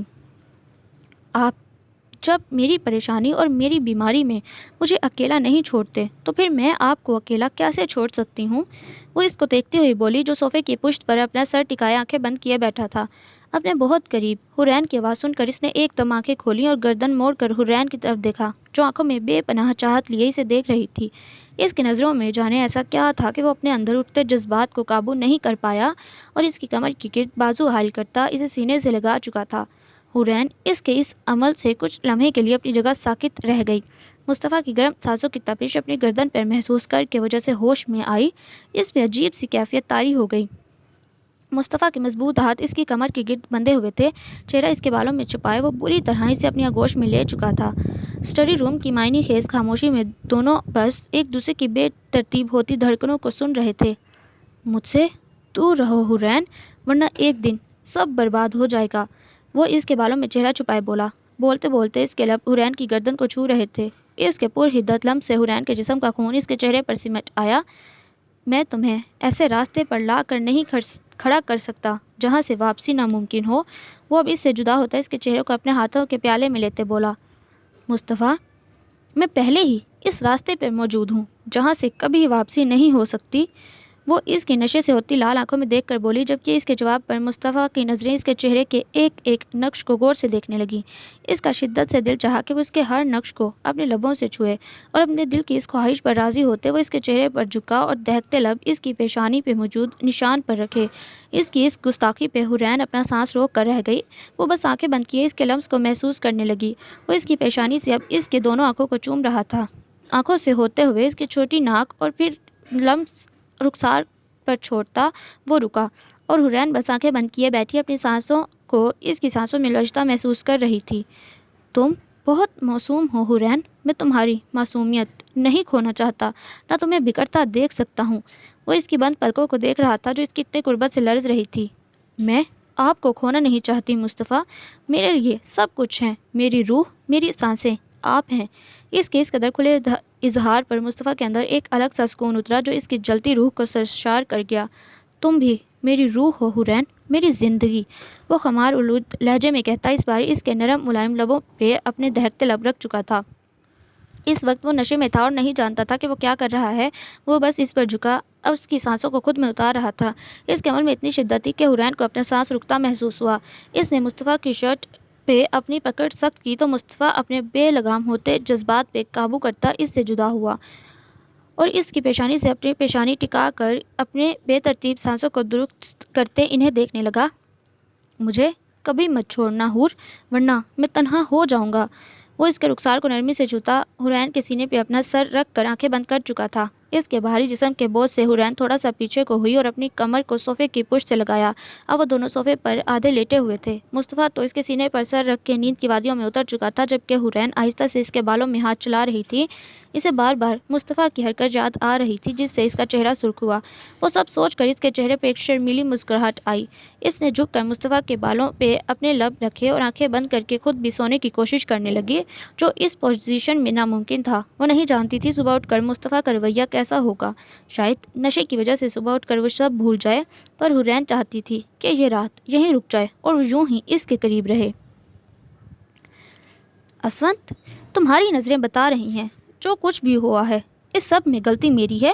حفصہ تیزی سے اس کے پیچھے جاتے ہوئے بولی، جو لمبے لمبے ڈگ بھرتا اس کو نظر انداز کیے روم میں جا رہا تھا۔ ان دونوں کی دیر سے واپسی ہوئی تھی۔ اس وقت گھر میں مکمل خاموشی تھی، اس لیے ان کی بات سننے والا کوئی نہیں تھا۔ اسونت، تم جیسا سوچ رہے ہو ویسا کچھ نہیں۔ اس شخص نے زبردستی میرا بازو پکڑا تھا۔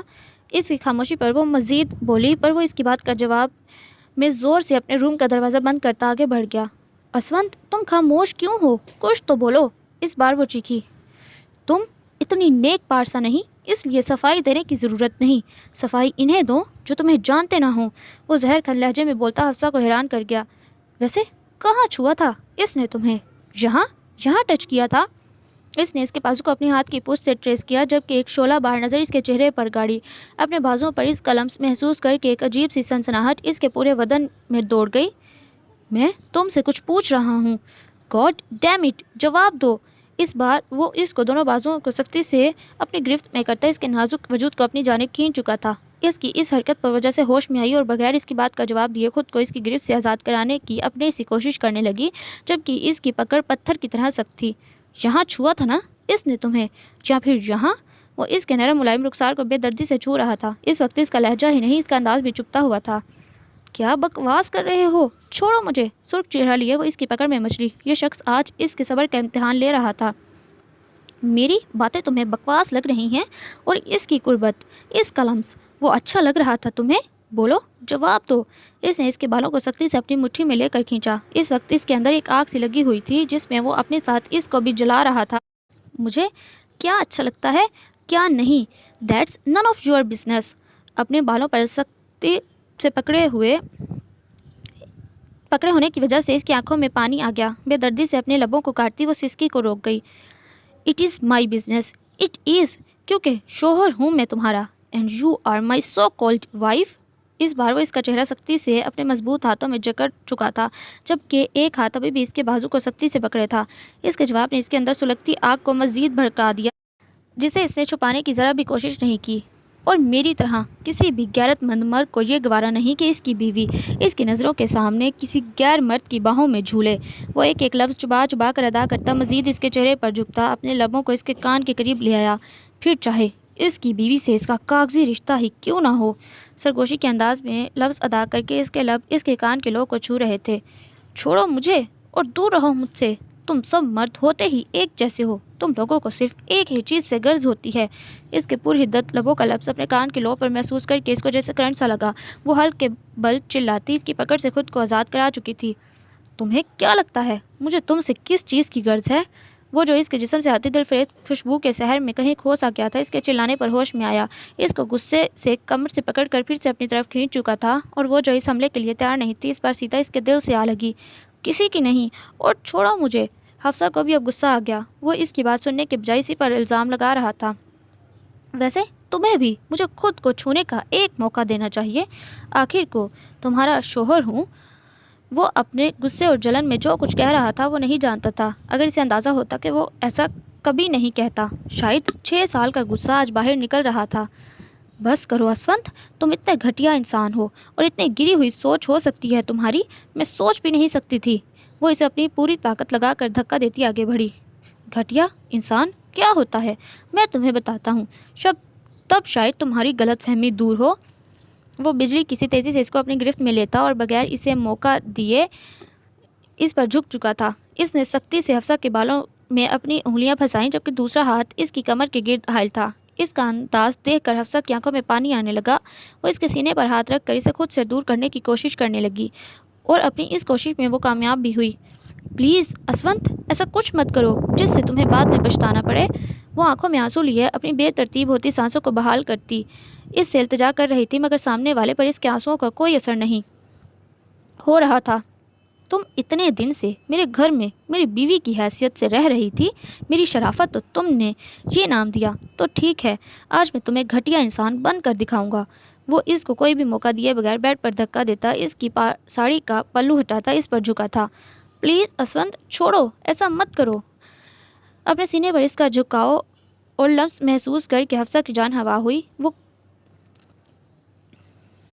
وہ کبھی اس کے سینے پر ہاتھ رکھ کر اسے خود سے دور کرنے کی کوشش کرتی، کبھی خود کو اسی کی پکڑ سے آزاد کرانے کی کوشش، مگر مقابل کی پکڑ مضبوط تھی۔ اس کو مسلسل مزاحمت کرتے دیکھ کر اسونت نے اس کے ہاتھوں کو تھام کر پکڑ سخت کرتے ہوئے تکیے پر رکھ دیے۔ حفصہ کا نازک وجود اس کی گرفت میں تھا۔ اسونت کو اس کے آنسوؤں سے کوئی سروکار نہیں تھا۔ اس کے سامنے تو پارٹی والا منظر گھوم رہا تھا۔ اسے لگ رہا تھا حفصہ اس بار بھی کسی اور کی وجہ سے اس کو چھوڑ کر چلی جائے گی، اور یہ سب اس کے برداشت سے باہر تھا۔ وہ اس کو پھر سے اپنی زندگی سے جانے نہیں دے سکتا تھا۔ ماضی 6 سال پہلے۔ تم مجھ سے کتنی محبت کرتی ہو؟ گہری نیلی آنکھوں سے سلور گرے آنکھوں میں جھانکا، جہاں اس وقت اسے اپنا مکمل عکس نظر آ رہا تھا۔ کیا ہر وقت لفظوں میں اظہار ضروری ہے؟ شرارت سے پوچھا گیا۔ اس کے جواب پر نیلی آنکھوں میں مسکراہٹ کی ایک چمک آ گئی۔ نہیں، ہر وقت تو ضروری نہیں، پر اس دل کا کیا کروں جو تمہارے منہ سے ہر وقت یہی الفاظ سننا چاہتا ہے؟ وہ اس کی نازک کلائی کو اپنے مضبوط ہاتھوں میں تھامتا بولا۔ تمہارے یہ لفظ میرے دل کو سکون دیتے ہیں، اس لیے جانا، میرے بیچارے دل پر تھوڑا رحم کرو اور اسے بتاؤ کہ تم مجھ سے کتنی محبت کرتی ہو۔ وہ اس کی نازک مومی انگلیوں کو اپنی انگلیوں میں پھنساتا ہوا جذبات سے بولا۔ اگر ایسی بات ہے تو اسونت یار خان عرف اسفی، میں تم سے بے انتہا محبت کرتی ہوں۔ I love you Asfi more than anyone, even myself. وہ اس کی آنکھوں میں دیکھتی محبت سے چور لہجے میں بولی۔ اس کے لہجے ہی نہیں، اس کے ہر ایک انداز میں اس کے لیے محبت تھی جسے وہ بخوبی محسوس کر سکتا تھا۔ میں بھی تم سے بہت محبت کرتا ہوں حفصہ، اتنی کہ میں تمہارے بغیر جینے کا تصور بھی نہیں کر سکتا۔ وہ ایک جذبے میں بولتا اسے اپنے دل کے بہت قریب لگا۔ اس وقت وہ دونوں یونی میں ایک سنسان جگہ پر بیٹھے تھے جہاں اسٹوڈنٹ کا بہت کم آنا جانا تھا۔ پر اسفی، تمہارا تو یہ لاسٹ ایئر ہے اور میں بالکل اکیلی ہو جاؤں گی تمہارے بغیر۔ اس کی جدائی کا سوچ کر وہ اداسی سے بولی۔ اس کا یہ پہلا سال تھا یونی کا، جبکہ اسفی کا آخری۔ ڈونٹ وری جانا، اس پرابلم کا سلیوشن میں ڈھونڈ چکا ہوں۔ وہ چہرے پر مسکراہٹ سجائے اس کے چہرے کو اپنے دل میں اتارتا بولا۔ اسے کبھی کبھی یقین نہیں آتا تھا کہ ان چند مہینوں میں اس کی زندگی یوں بدل جائے گی۔ اس کی حفصہ سے کب دوستی ہوئی، کب دونوں کو محبت ہوئی، معلوم نہیں ہوا۔ اسے آج بھی وہ دن اچھی طرح یاد تھا جب اس نے حفصہ کو پہلی بار یونی میں دیکھا۔ وہ پاگلوں کی طرح اس کے ڈپارٹمنٹ کے چکر لگاتا تھا، صرف اس کی ایک جھلک دیکھنے کے لیے۔ اس کی محبت میں اتنی شدت تھی جو حفصہ سے پوشیدہ نہ رہ سکی، اور پھر اس کی شدت کے آگے وہ خود بھی جھک گئی۔ کیا مطلب؟ کیسا سلیوشن؟ وہ ناسمجھی سے اس کی جانب دیکھتے بولی۔ مطلب یہ کہ کل میں تمہیں اپنے ڈیڈ سے ملوانا چاہتا ہوں، انہیں بتانا چاہتا ہوں کہ میں اپنے لیے اور ان کے لیے بہو تلاش کر چکا ہوں۔ وہ شرارت سے اس کی طرف آنکھ دباتا ہوا بولا، جبکہ اس کی بات پر اس کا چہرہ شرم سے لال ہوا۔ پر میں کیسے مل سکتی ہوں تمہارے ڈیڈ سے؟ اور پھر میرے گھر میں کسی کو معلوم نہیں۔ وہ اب تھوڑا گھبرائی۔ ڈیڈ کو بھی کچھ معلوم نہیں، بس میں سب سے پہلے تمہیں ان سے ملانا چاہتا ہوں تاکہ وہ تمہارے پیرنٹس سے بات کریں، کیونکہ میں یونی چھوڑنے سے پہلے تمہیں اپنے نام کرنا چاہتا ہوں۔ وہ گہری سنجیدگی سے بولا۔ اس کے چہرے پہ ہی اس کی نظریں جمی تھیں اور اس کے ایک ایک نقش کو اپنے اندر اتار رہی تھیں۔ اس کے قریب بیٹھی یہ لڑکی اس کی زندگی بن چکی تھی۔ وہ جلد از جلد بس اسے اپنا بنانا چاہتا تھا۔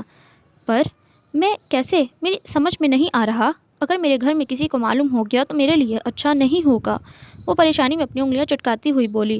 پریشانی اس کے چہرے سے صاف ظاہر ہو رہی تھی۔ کسی کو کچھ معلوم نہیں ہوگا، بس مجھ پر بھروسہ رکھو۔ ڈیڈ کو معلوم ہو جائے پھر سب آسان ہوگا ہمارے لیے، کیونکہ مجھے امید ہے جب وہ تمہارے ڈیڈ سے بات کریں گے تو تمہارے ڈیڈ راضی ہو جائیں گے۔ اسے معلوم تھا حفصہ کے ڈیڈ سخت مزاج کے تھے، یہ سب حفصہ ہی اس کو بتا چکی تھی۔ ٹھیک ہے، پر میں زیادہ دیر نہیں رک سکتی، تم تو سب جانتے ہو۔ وہ اس پر خود سے بھی زیادہ یقین کرتی تھی، اس لیے فوراً راضی ہو گئی۔ وہ بھی اب اس کے لیے بہت خاص ہو گیا تھا اور وہ تمام عمر اس کے ساتھ گزارنا چاہتی تھی۔ ٹھیک ہے، پھر کل تیار رہنا۔ وہ اس کے چہرے پہ آئے بالوں کو محبت سے پیچھے کرتا بولا۔ اچھا، اب میں چلتی ہوں۔ میری کلاس شروع ہونے والی ہے۔ وہ اس کی گہری بولتی نظروں سے گھبرا کر اپنا بیگ اٹھاتی اپنی جگہ سے کھڑی ہوئی اور تیزی سے وہاں سے نکل گئی، اس بات سے بے خبر کہ دو گھورتی نظروں نے اس کا دور تک پیچھا کیا تھا۔ اس نے گہری نیند میں جب کروٹ بدلی تو بیڈ پر کسی کی موجودگی کے احساس سے آنکھیں کھولیں۔ آنکھیں کھول کر اپنے برابر میں بیٹھی حفصہ کو دیکھا۔ وہ پوری طرح نیند سے بیدار ہوا، جو اس وقت اس کی شرٹ میں ملبوس بیڈ پر بیٹھی رو رہی تھی۔ اس کی سسکی کی آواز سے ہی اسونت کی آنکھ کھلی۔ اس نے حفصہ کا چہرہ دیکھا۔ اس وقت اس کا سارا میک اپ سونے اور رونے کی وجہ سے خاصا خراب ہو چکا تھا۔ اپنے کیے گئے عمل پر اسے بالکل افسوس نہیں ہو رہا تھا۔ 6 سال پہلے جو وہ اس کے ساتھ کر چکی تھی، اسونت کو لگتا تھا کہ وہ سزا کی حقدار تھی، اور رات اس کے منہ سے اپنے لیے حقارت زدہ لفظ سن کر اسونت شوک رہ گیا، جبکہ دھوکہ تو حفصہ نے اسے دیا تھا۔ غلط اس نے اسونت کے ساتھ کیا، پر الٹا وہ اسے اتنا کچھ کہہ گئی تھی جس پر اسونت اپنے غصے کو برداشت نہیں کر سکا۔ وہ کتنی ہی دیر کروٹ لیے لیٹا خاموشی سے اس کی سسکیاں سنتا رہا۔ ابھی تھوڑی دیر پہلے ہی تو اس کی آنکھ لگی تھی۔ حفصہ کی مسلسل آتی سسکیوں سے وہ شرمندہ ہونے کے بجائے جھنجھلاہٹ کا شکار ہوا۔ صبح صبح یہ ڈرامہ کیوں لگا رکھا ہے؟ رونا بند کرو۔ اچھی خاصی نیند خراب کر دی۔ جب وہ اس کی سسکیاں مزید برداشت نہ کر سکا تو سیدھا ہوتا بیزاری سے بولا۔ حفصہ جو رونے میں مشغول تھی، اسونت کی گمبھیر آواز پر اپنی جگہ ڈر سی گئی اور اس کے الفاظ سن کر ایک شکوہ بھری نظر اس ستم گر پر ڈالی، جو چہرے پر سر تاثرات لیے اسے دیکھ رہا تھا۔ اور تم نے جو میرے ساتھ کیا، اس کا کیا اسونت؟ سب کچھ خراب کرنے کے بعد تمہیں اپنی نیند کی فکر ہے؟ وہ آنسوؤں سے بھری آنکھیں لیے اسے شکایت کر رہی تھی، مگر سامنے والے پر کہاں فرق پڑنا تھا۔ کیا کیا میں نے؟ وہ اب مکمل اس کو اپنی نظروں کے حصار میں لیے لیٹا تھا۔ بغیر شرٹ کے اس کا کسرتی جسم نمایاں ہو رہا تھا۔ اوپر سے اس کی گہری بولتی نظروں سے حفصہ کو اپنی دھڑکن تیز محسوس ہوئی۔ تم نے زبردستی کی ہے میرے ساتھ۔ اس سے پہلے کہ حفصہ اپنا جملہ مکمل کرتی، اسونت جھٹکے سے اسے اپنی جانب کھینچ چکا تھا، اور حفصہ جو اس حملے کے لیے تیار نہ تھی، نازک گڑیا کی طرح اس کے سینے پر گری۔ خبردار جو تم نے غلط لفظ استعمال کیا، بیوی ہو تم میری اور جائز ہو مجھ پر۔ اس کے دونوں بازو اپنی گرفت میں سخت کرتا وہ گرایا۔ غصے کی وجہ سے اس کی ابھرتی نسیں واضح ہو رہی تھیں۔ جو بھی تھا، اس کی اتنی قربت پر حفصہ کی جان ہوا ہونے لگی۔ حفصہ نے اس کے تیور دیکھ کر اپنا حلق تر کیا۔ تم ایسے نہیں تھے اسونت۔ وہ جلدی سے پیچھے ہٹنے لگی، مگر اسونت نے حفصہ کی کوشش کو ناکام بناتے اس کی نازک کمر پر اپنا ایک بازو حائل کیا۔ بالکل صحیح کہا، میں ایسا نہیں تھا۔ جو اسونت تم سے محبت کرتا تھا، اس اسونت کو تم نے خود مارا ہے، اور اس اسونت کو تم اپنا جائز حق لینے سے نہیں روک سکتی۔ وہ اس کے کپ کپاتے چہرے کو دیکھ رہا تھا۔ حفصہ جو اس کی قربت سے گھبرا رہی تھی، اسونت کے مضبوط ہاتھ کا دباؤ اپنی کمر پر مزید سخت ہوتا دیکھ کر اس کا دل حلق میں آ گیا۔ وہ اس کی پکڑ سے خود کو آزاد کرانے کی کوشش کرنے لگی، مگر اسونت اس کو چھوڑنے کو راضی نہ تھا۔ ایک تو پہلے ہی رات سے اس سے خوف زدہ تھی۔ اس کی گرم سانسیں حفصہ کو مزید جھنجھلا رہی تھی۔ شاید تم نے میری بات ٹھیک سے نہیں سنی۔ تمہیں بتانا پڑے گا کہ تم اسونت یار خان کو روک نہیں سکتی۔ وہ اس کے چہرے پر طنزیہ مسکراہٹ اچھالتا ہوا اٹھا اور واش روم میں جا گھسا، جبکہ حفصہ اس کے انداز پر اپنا چہرہ ہاتھوں میں چھپا کر پھر سے رونے لگی۔ آپ کہیں جا رہے ہیں؟ حورین جیسے ہی کمرے میں داخل ہوئی، مصطفیٰ کو اپنی تیاری میں مصروف دیکھ کر اپنی نازک انگلیوں کو مروڑتی اس سے مخاطب ہوئی۔ وہ جو تیزی سے اپنے کام کرنے میں مصروف تھا، حورین کی آواز سن کر اس کے تیزی سے چلتے ہاتھ ایک لمحے کے لیے رکے، مگر اس نے پلٹ کر دیکھنے کی زحمت نہیں کی۔ ہاں، کسی کام کے سلسلے میں جا رہا ہوں، وہ اس کی طرف دیکھے بغیر بولا۔ اس کے انداز اور مختصر سے جواب پر حورین کی آنکھوں میں پانی بھر آیا۔ میں کل سے دیکھ رہی ہوں مصطفیٰ، آپ مجھے نظر انداز کر رہے ہیں، ایسا کیوں ہے؟ وہ بمشکل اپنے آنسوں کو ضبط کرتی ہوئی بولی۔ مصطفیٰ کی بے رخی، اس کا رویہ حورین کی برداشت سے باہر تھا۔ وہ نازک دل کی لڑکی یہ سب سہن نہیں کر پا رہی تھی۔ میں تمہاری موجودگی کو کبھی نظر انداز نہیں کر سکتا، تمہیں کوئی غلط فہمی ہے؟ وہ بیڈ سے اپنا کوٹ اٹھاتا ہوا پہنتے ہوئے بولا، جبکہ ابھی بھی اس کی طرف دیکھنے سے گریز کر رہا تھا۔ اگر ایسا ہے تو آپ کل سے مجھ سے بات کیوں نہیں کر رہے؟ کیوں میری طرف دیکھنے سے گریز کر رہے ہیں؟ بتائیے۔ وہ اس بار اس کے مقابل آ کھڑی ہوئی، آنکھوں میں پانی لیے وہ گہری کالی آنکھوں میں دیکھ رہی تھی۔ پرسوں رات وہ کتنا خوش تھی، اس کا مصطفیٰ کے قریب ہونا اسے زندگی سے اور کچھ نہیں چاہیے تھا، پر جب صبح وہ جاگی تو وہاں بالکل اکیلی تھی۔ مصطفیٰ اس کو بغیر جگائے اسٹڈی روم میں اکیلا چھوڑ کر جا چکا تھا۔ وہ کتنی دیر خالی آنکھوں سے اس جگہ کو دیکھتی رہی جہاں ساری رات مصطفیٰ موجود تھا۔ اسے لگا اس رات کے بعد شاید اس کے اور مصطفیٰ کے درمیان فاصلے کم ہو جائیں گے، مگر ایسا نہیں ہوا، بلکہ مصطفیٰ اس سے مزید دوری اختیار کر چکا تھا۔ حرین، میرے پاس تمہاری فالتو باتوں کے لیے وقت نہیں، ہٹو میرے سامنے سے۔ اس بار وہ مکمل اس کی طرف متوجہ ہوتا سخت لہجے میں بولا۔ وہ حرین کے جس سوالوں سے بچنا چاہ رہا تھا وہی سوال وہ لے کر آئی تھی۔ تو اس کا مطلب ہے اس رات جو ہوا، جو آپ نے کہا، وہ سب فالتو تھا، وہ کوئی معنی نہیں رکھتا؟ وہ نم آنکھوں سے اس کو دیکھتی سوال کر رہی تھی۔ مصطفیٰ نے اس کی آنکھوں میں آنسو دیکھ کر نظریں چرائیں۔ تم کس بارے میں بات کر رہی ہو حرین؟ میں سمجھا نہیں۔ وہ صاحب اس کے منہ پر جھوٹ بول رہا تھا۔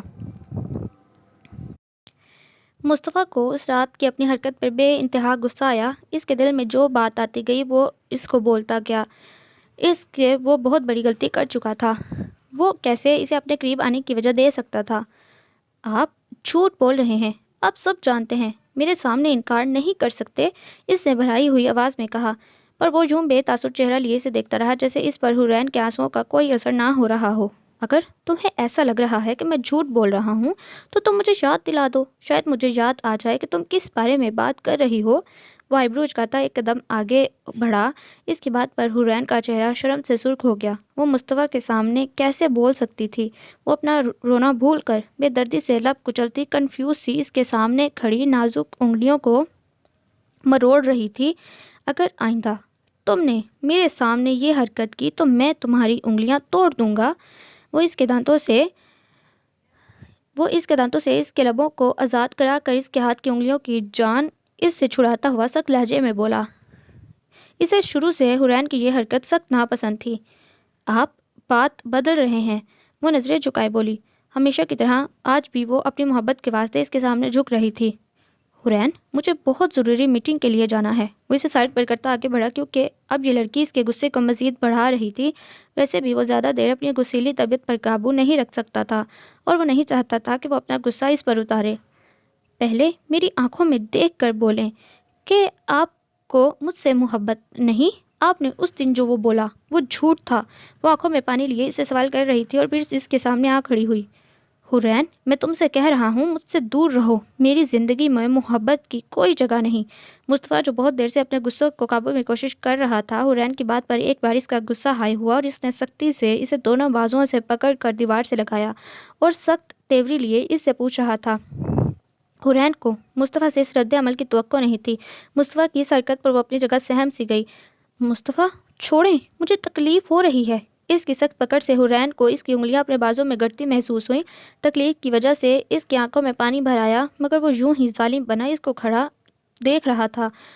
اگر خود کو تکلیف سے بچانا چاہتی ہو تو دور رہو مجھ سے۔ وہ اس کو بے دردی سے بیڈ پر دھکا دیتا کمرے سے باہر نکل گیا۔ اس نے ایک بار بھی پلٹ کر نہیں دیکھا اور نہ ہی وہ دیکھنا چاہتا تھا۔ اگر وہ دیکھ لیتا تو اس طرح چھوڑ کر نہیں جا پاتا۔ کبھی کبھی ہمیں ان لوگوں سے بھی دور ہونا پڑتا ہے جن کے ساتھ ہم زندگی گزارنا چاہتے ہیں، اور اس وقت اس کے دل کو کتنی تکلیف ہو رہی تھی یہ تکلیف صرف مصطفیٰ زمان شاہ ہی جانتا تھا۔ ماضی 6 سال پہلے۔ کہاں چلی گئی ہو تم حفصہ؟ وہ بے چینی سے ادھر سے ادھر ٹہلتا حفصہ سے مخاطب ہوا۔ کبھی وہ اپنے بالوں میں ہاتھ چلاتا تو کبھی چہرے پہ ہاتھ پھیرتا۔ اس وقت اس کے ہر ایک انداز سے پریشانی صاف ظاہر تھی۔ اس نے اپنی جین کی پاکٹ سے موبائل نکال کر حفصہ کا نمبر پھر سے ملایا جو ابھی بھی بن جا رہا تھا۔ ایک بار اسے غصے میں آ کر پوری طاقت لگا کر موبائل بیڈ پر دے مرا۔ پچھلے 2 دن سے اس کی یہی حالت تھی۔ ایک لمحے کے لیے بھی سکون نہیں مل رہا تھا، اور سکون ملتا بھی کیسے؟ ابھی 2 دن پہلے ہی تو بات ہوئی تھی حفصہ کو اپنے باپ سے ملانے کی۔ وہ کتنا خوش تھا، پر وہ نہیں جانتا تھا کہ اس کی یہ خوشی صرف چند لمحوں کے لیے ہی تھی۔ اگلے دن جب وہ خوشی سے دمکتا چہرہ لیے یونہی آیا تو حفصہ کی غیر موجودگی سے اس کی خوشی مدھم پڑ گئی۔ وہ سارا دن اس کا انتظار کرتا رہا مگر وہ نہیں آئی۔ اس کو فون کیا مگر کوئی جواب نہیں۔ آج وہ پھر یونہی گیا مگر پھر سے مایوسی کا سامنا کرنا پڑا۔ اس کا فون ابھی بھی بند جا رہا تھا۔ اسفند کو حفصہ کی غیر موجودگی پریشان کر رہی تھی کیونکہ ایسا پہلی بار ہوا تھا، ورنہ حفصہ کو کوئی پریشانی ہوتی تو اسے ضرور بتا دیتی، جبکہ دوسری طرف اسے دل میں آتے وسوسوں سے بھی ڈر لگ رہا تھا۔ 2 دن سے اس کی یہی حالت تھی مگر اب اس کا صبر جواب دے گیا۔ آخر کہاں ہو تم حفصہ؟ وہ اپنے بال نوچتا بیڈ پر پڑے موبائل کو اٹھا کر ایک امید کے ساتھ پھر سے اس کا نمبر ملانے لگا۔ حفصہ کو کال کر رہے ہو؟ اپنے کمرے میں جانی پہچانی آواز سن کر اس کے موبائل پر چلتے ہاتھ لمحے بھر کے لیے رکے۔ اس نے گردن موڑ کر آنے والے کو دیکھا تو رباب کو اپنے کمرے میں موجود پایا۔ وہ اس کے بچپن کے دوست مصطفیٰ کی بہن تھی، بلکہ یہ کہنا بھی ٹھیک رہے گا کہ وہ اس کی بھی بچپن کی دوست تھی۔ دونوں ایک یونی میں پڑھتے تھے، اس لیے ان کے درمیان بے تکلفی تھی، جس وجہ سے وہ اس کے کمرے میں آ جاتی تھی، جس پر اسفند کو کبھی اعتراض نہیں تھا۔ ویسے مجھے نہیں لگتا وہ تمہاری اب کال کا بھی جواب دے گی۔ وہ چہرے پر ایک عجیب سی مسکراہٹ لیے سے بیڈ پر آ بیٹھی اور اپنی بات پر اس کے بدلتے تاثرات دیکھنے لگی۔ جو کہنا ہے صاف صاف کہو رباب، تم جانتی ہو مجھے الجھی ہوئی باتیں نہ مجھ کو پسند ہیں اور نہ کرنی آتی ہیں۔ رباب کے منہ سے حفصہ کا نام سن کر اسے بالکل حیرانی نہیں ہوئی، کیونکہ اسے اندازہ تھا ساتھ پڑھنے کی وجہ سے وہ اس کے اور حفصہ کے رشتے کے بارے میں جانتی ہوگی۔ وہ تمہاری کال کا جواب نہیں دے رہی اور شاید نمبر بھی بن جا رہا ہے، تو اس کا صاف مطلب ہے کہ وہ اب تم سے مزید رشتہ نہیں رکھنا چاہتی۔ یہ بات تم سمجھ نہیں رہے ہو یا شاید سمجھنا نہیں چاہتے۔ وہ بغیر اس کے غصے کی پرواہ کیے بولتی چلی گئی، جبکہ اس کی بات سن کر اسفند کی غصے سے رگیں تن گئی۔ بس رباب، آگے کچھ مت بولنا۔ میں نے تمہاری اتنی بکواس صرف اس لیے برداشت کی کہ تم میری ایک دوست ہو، ورنہ تمہاری جگہ کوئی اور ہوتا تو اس کی گردن میرے ہاتھ میں ہوتی۔ وہ کھا جانے والی نظروں سے اس کو گھورتا ہوا بولا۔ اس کا انداز ہی نہیں، اس کی باتیں بھی اس وقت اسفند کے شدید غصے میں ہونے کا پتہ دے رہی تھیں۔ کتنا بھروسہ ہے تمہیں اپنی اس 4 مہینے کی محبت پر اسفند، مگر وہ تمہارے اس بھروسے اور محبت کے قابل نہیں۔ وہ اس کے غصے کو خاطر میں لائے بغیر مزید بولی، اس بات سے انجان کہ وہ غصے کی آخری حد پر تھا۔ تم یہ کیسے کہہ سکتی ہو کہ وہ میری محبت اور بھروسے کے لائق ہے یا نہیں؟ وہ سخت تیوری لیے سے خونخوار نظروں سے گھور رہا تھا۔ اپنی حفصہ کے خلاف وہ ایک لفظ برداشت نہیں کر سکتا تھا، اور ایک وہ تھی جو کب سے اس کے صبر کا امتحان لے رہی تھی۔ یہ دیکھنے کے بعد شاید نہیں، بلکہ پکا تمہیں میری بات پر یقین آ جائے کہ جو میں کہہ رہی ہوں بالکل صحیح کہہ رہی ہوں۔ اس کے چہرے پہ طنزیہ مسکراہٹ تھی۔ وہ کہتی ہوئی بیڈ سے اٹھی اور موبائل کی اسکرین اس کے سامنے کی۔ اسفند جو نہ سمجھی سے اسے تک رہا تھا، اس کی بات پر نظر رباب کے ہاتھ میں موجود موبائل پر پڑی۔ ایک نہیں جانے کتنی بار اس نے اپنی پلکوں کو جھپک کر رباب کے موبائل کی اسکرین پہ موجود اس تصویر کو دیکھا۔ اس کی آنکھیں، دل، دماغ اس بات سے انکار کر رہی تھیں کہ اس تصویر میں حفصہ نہیں کوئی اور ہے، مگر وہ تصویر میں موجود سچائی کو جھٹلا نہیں سکتا تھا۔ اپنا سر شمس کے شانے سے ٹکائے آنکھیں بند کیے بیٹھی وہ لڑکی کوئی اور نہیں، حفصہ ہی تھی۔ اس کی حفصہ۔ اس نے جھپٹنے کے انداز میں اس کے ہاتھ سے موبائل چھینا اور دوسری تصویر دیکھنے لگا، جس میں شمس نے حفصہ کا ہاتھ پکڑا ہوا تھا۔ اس کی آنکھیں سامنے کا منظر دھندلانے لگا۔ یقین نہیں آ رہا، پر مجھے یہ تصویر دیکھ کر ذرا بھی حیرانی نہیں ہوئی۔ جس طرح شمس اس کے آگے پیچھے پھرتا رہتا تھا، یہ سب تمہیں چھوڑ کر باقی سب کو نظر آتا تھا۔ وہ اس کے غصے کو مزید بڑھا رہی تھی، جبکہ رباب کی بات پر اسفند نے پہلی بار اس بات پر غور کیا۔ شمس اسفند اور رباب کا کلاس فیلو تھا۔ اکثر اس نے شمس کو حفصہ کے آس پاس اور باتیں کرتے دیکھا تھا، مگر اس نے کبھی اس بات پر غور نہیں کیا، نہ ہی اس کا اس طرف خیال آیا۔ یہ جھوٹ ہے، میں نہیں مانتا اسے۔ میری حفصہ میرے ساتھ ایسا نہیں کر سکتی۔ وہ نفی میں سر ہلاتا 2 قدم پیچھے ہوا۔ اس کی حالت اس لمحے رحم کے لائق ہو رہی تھی۔ وہ دیوانوں کی طرح اپنی گردن ہلاتا پیچھے کی طرف جا رہا تھا۔ تمہاری حفصہ ایسا کر چکی ہے اسفند، وہ ہر وقت تمہارے جذباتوں کے ساتھ کھیلتی رہی، تمہاری سچی محبت کا مذاق بنایا ہے اس نے۔ اس کے لفظ اسفند کے دل کو زخمی کر رہے تھے۔ وہ میرے ساتھ ایسا نہیں کر سکتی، اسے میرے سوالوں کا جواب دینا ہوگا۔ اس نے اپنے ہاتھ میں پکڑا رباب کا موبائل پوری طاقت لگا کر زمین پر مارا۔ اس کے اس جنونی انداز پر ایک لمحے کے لیے رباب بھی سہم گئی۔ حفصہ ابراہیم خان، میرے جذبات سے کھیلنے کے لیے میں تمہیں کبھی معاف نہیں کروں گا، کبھی بھی نہیں۔ وہ اپنی بات کہتا تیزی سے روم سے نکلا اور اس کے پیچھے رباب بھی نکلی۔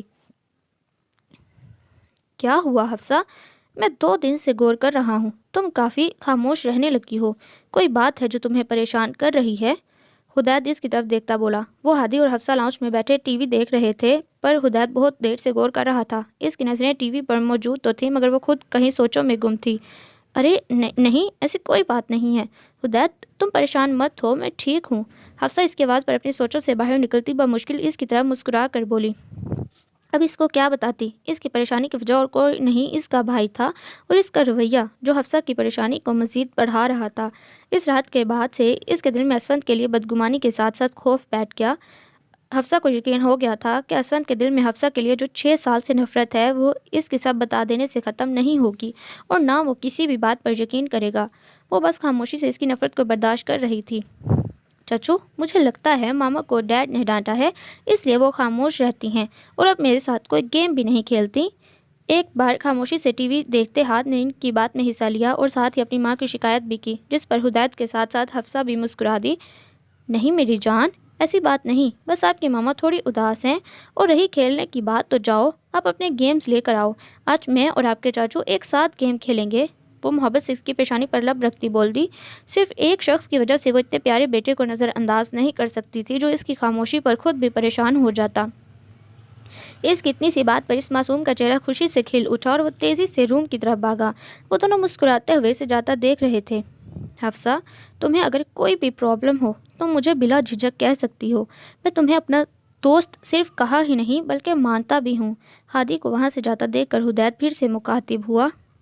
ہدایت، تم اچھی طرح جانتے ہو میں کن حالاتوں میں یہاں آئی ہوں، بس میں اپنی ماں کو لے کر پریشان ہوں، اگر ان سے بات ہو جاتی تو شاید مجھے سکون مل جاتا۔ یہ بات بھی سچ تھی، وہ اپنی ماں کے لیے پریشان تھی۔ اتنے دن ہو گئے تھے اسے یہاں رہتے ہوئے، لیکن اس کا ابھی تک کسی سے رابطہ نہیں ہوا تھا۔ بس اتنی سی بات ہے، اگر تم مجھے پہلے بول دیتی تو میں تمہاری ان سے بات کروا دیتا۔ حفصہ کی بات سن کر وہ چہکتے ہوئے بولا۔ اتنے کم وقت میں حفصہ اسے بہت عزیز ہو گئی تھی، اس لیے وہ اس کی پریشانی جلد سے جلد دور کرنا چاہتا تھا۔ لیکن میں بات کیسے کر سکتی ہوں اگر کسی کو کچھ معلوم ہو کیا؟ اس نے گھبرائی ہوئی آواز میں اپنی بات ادھوری چھوڑی۔ کسی کو معلوم نہیں ہوگا؟ ہدایت یار خان کو تم کوئی ایسی ویسی چیز مت سمجھو، اگر کوئی پرابلم ہوئی تو میں سنبھال لوں گا۔ اس بار وہ اس انداز میں بولا کہ حفصہ اپنے ہونٹوں پر آتی جاندار مسکراہٹ کو روک نہیں سکی۔ دیکھا، ہنستی رہا کرو، تم ہنستی ہوئی قسم سے قیامت لگتی ہو۔ اب کے بار وہ شوق ہوا۔ جہاں اس کی بات پر حفصہ اپنے کہہ کو روک نہیں پائی، وہیں دوسری طرف لاؤنج سے گزرتے اسود کے قدم ہدایت کے جملے اور حفصہ کے امڑتے کہکے پر اپنی جگہ پر جم گئے۔ ہاتھ میں پکڑی فائل پر اس کی گرفت سخت ہوئی۔ تم بہت اچھے ہو ہدایت، تمہاری کمپنی میں کوئی اداس نہیں رہ سکتا۔ اس نے کھلے دل سے تعریف کی تھی، جو باہر کھڑے اسود کے غصے کو مزید بڑھا گئی۔ وہ تو میں ہوں، پر تم بھی اچھی ہو حفصہ، تم نے بغیر کسی غرض کے میرے بھائی کی ہیلپ کی۔ کبھی کبھی تو میں یہ سوچتا ہوں کہ میرے کھڑوس بھائی کو تم جیسی لڑکی کیسے مل گئی؟ تمہیں تو مجھ جیسا بندہ ملنا چاہیے تھا جو ہر وقت تمہیں ہنساتا رہے۔ اس بار وہ شرارت سے اس کی طرف آنکھ دبا کر ہنسا تھا، اور اس کی ہنسی میں حفصہ کی کھلکھلاتی ہنسی شامل ہوتے دیکھ کر اسود سے مزید وہاں رکا نہیں گیا۔ وہ غصے میں اپنی مٹھیاں بھینچتا خاموشی سے چلا گیا۔ مذاق میں تو میں کام کی بات بھول گئی، یہ بتاؤ کب بات کرنی ہے تمہیں موم سے؟ اس کی یاد آنے پر وہ دوبارہ بولا۔ ابھی تو رہنے دو، دیر ہو گئی ہے، کل بات کر لوں گی۔ وہ دیوار پر موجود گھڑی میں وقت دیکھتی ہوئی بولی۔ اسے امید تھی کہ اس وقت اس کا باپ گھر پر ہوگا، وہ فون کر کے اپنی ماں کو پریشانی میں ڈالنا نہیں چاہتی تھی۔ ٹھیک ہے، پھر مجھے کال کا کل یاد دلا دینا، وہ سامنے سے آتے ہادی کی طرف دیکھتا بولا، جو اپنے گیمز لے آیا تھا۔ اس کے آنے کے بعد وہ تینوں بیٹھے کھیلتے رہے، جس وجہ سے حفصہ کا موڈ بھی کافی زیادہ خوشگوار ہو گیا تھا۔ ماضی 6 سال پہلے۔ میم، آپ کو فکر کرنے کی ضرورت نہیں ہے، سب کچھ ہمارے کنٹرول میں ہے۔ وہ نیند میں تھی جب اپنی آنکھوں کو بمشکل کھولتے ہوئے ایک انجانی آواز اس کی سماعت سے ٹکرائی۔ کمرے میں موجود واحد کھڑکی سے آتی سورج کی روشنی اس کے چہرے پر پڑ رہی تھی، جس کی وجہ سے اسے اپنی آنکھیں کھولنے میں پریشانی ہو رہی تھی۔ اوپر سے سر میں اٹھتی شدید درد کی لہر اس کے منہ سے کراہ سی نکلی۔ ٹھیک ہے، کوئی غلطی ہونی بھی نہیں چاہیے، ورنہ تم لوگ اپنا انجام جانتے ہو۔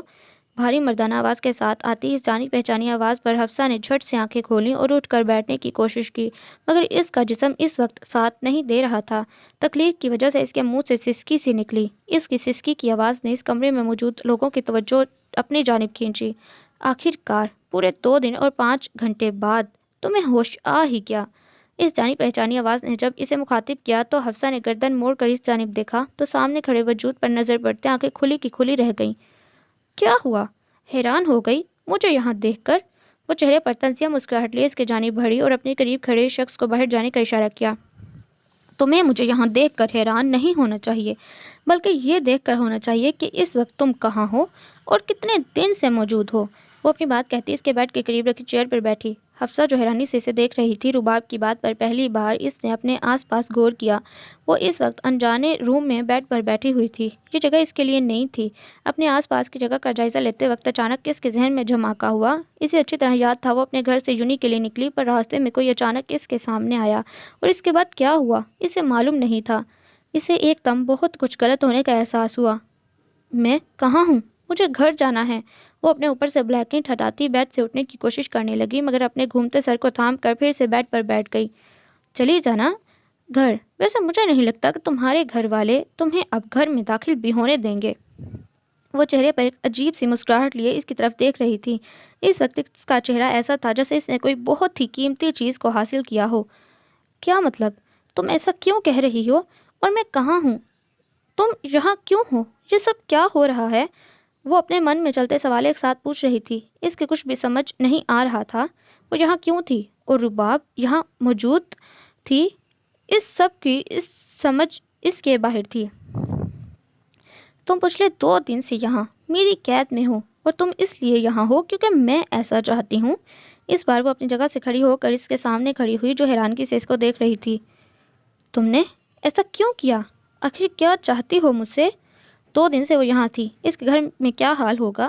سب اس کی غیر موجودگی کے بارے میں یقیناً غلط ہی سوچ رہے ہوں گے۔ یہ سب سوچ کر حفصہ کو اپنے جسم سے جان نکلتی محسوس ہوئی۔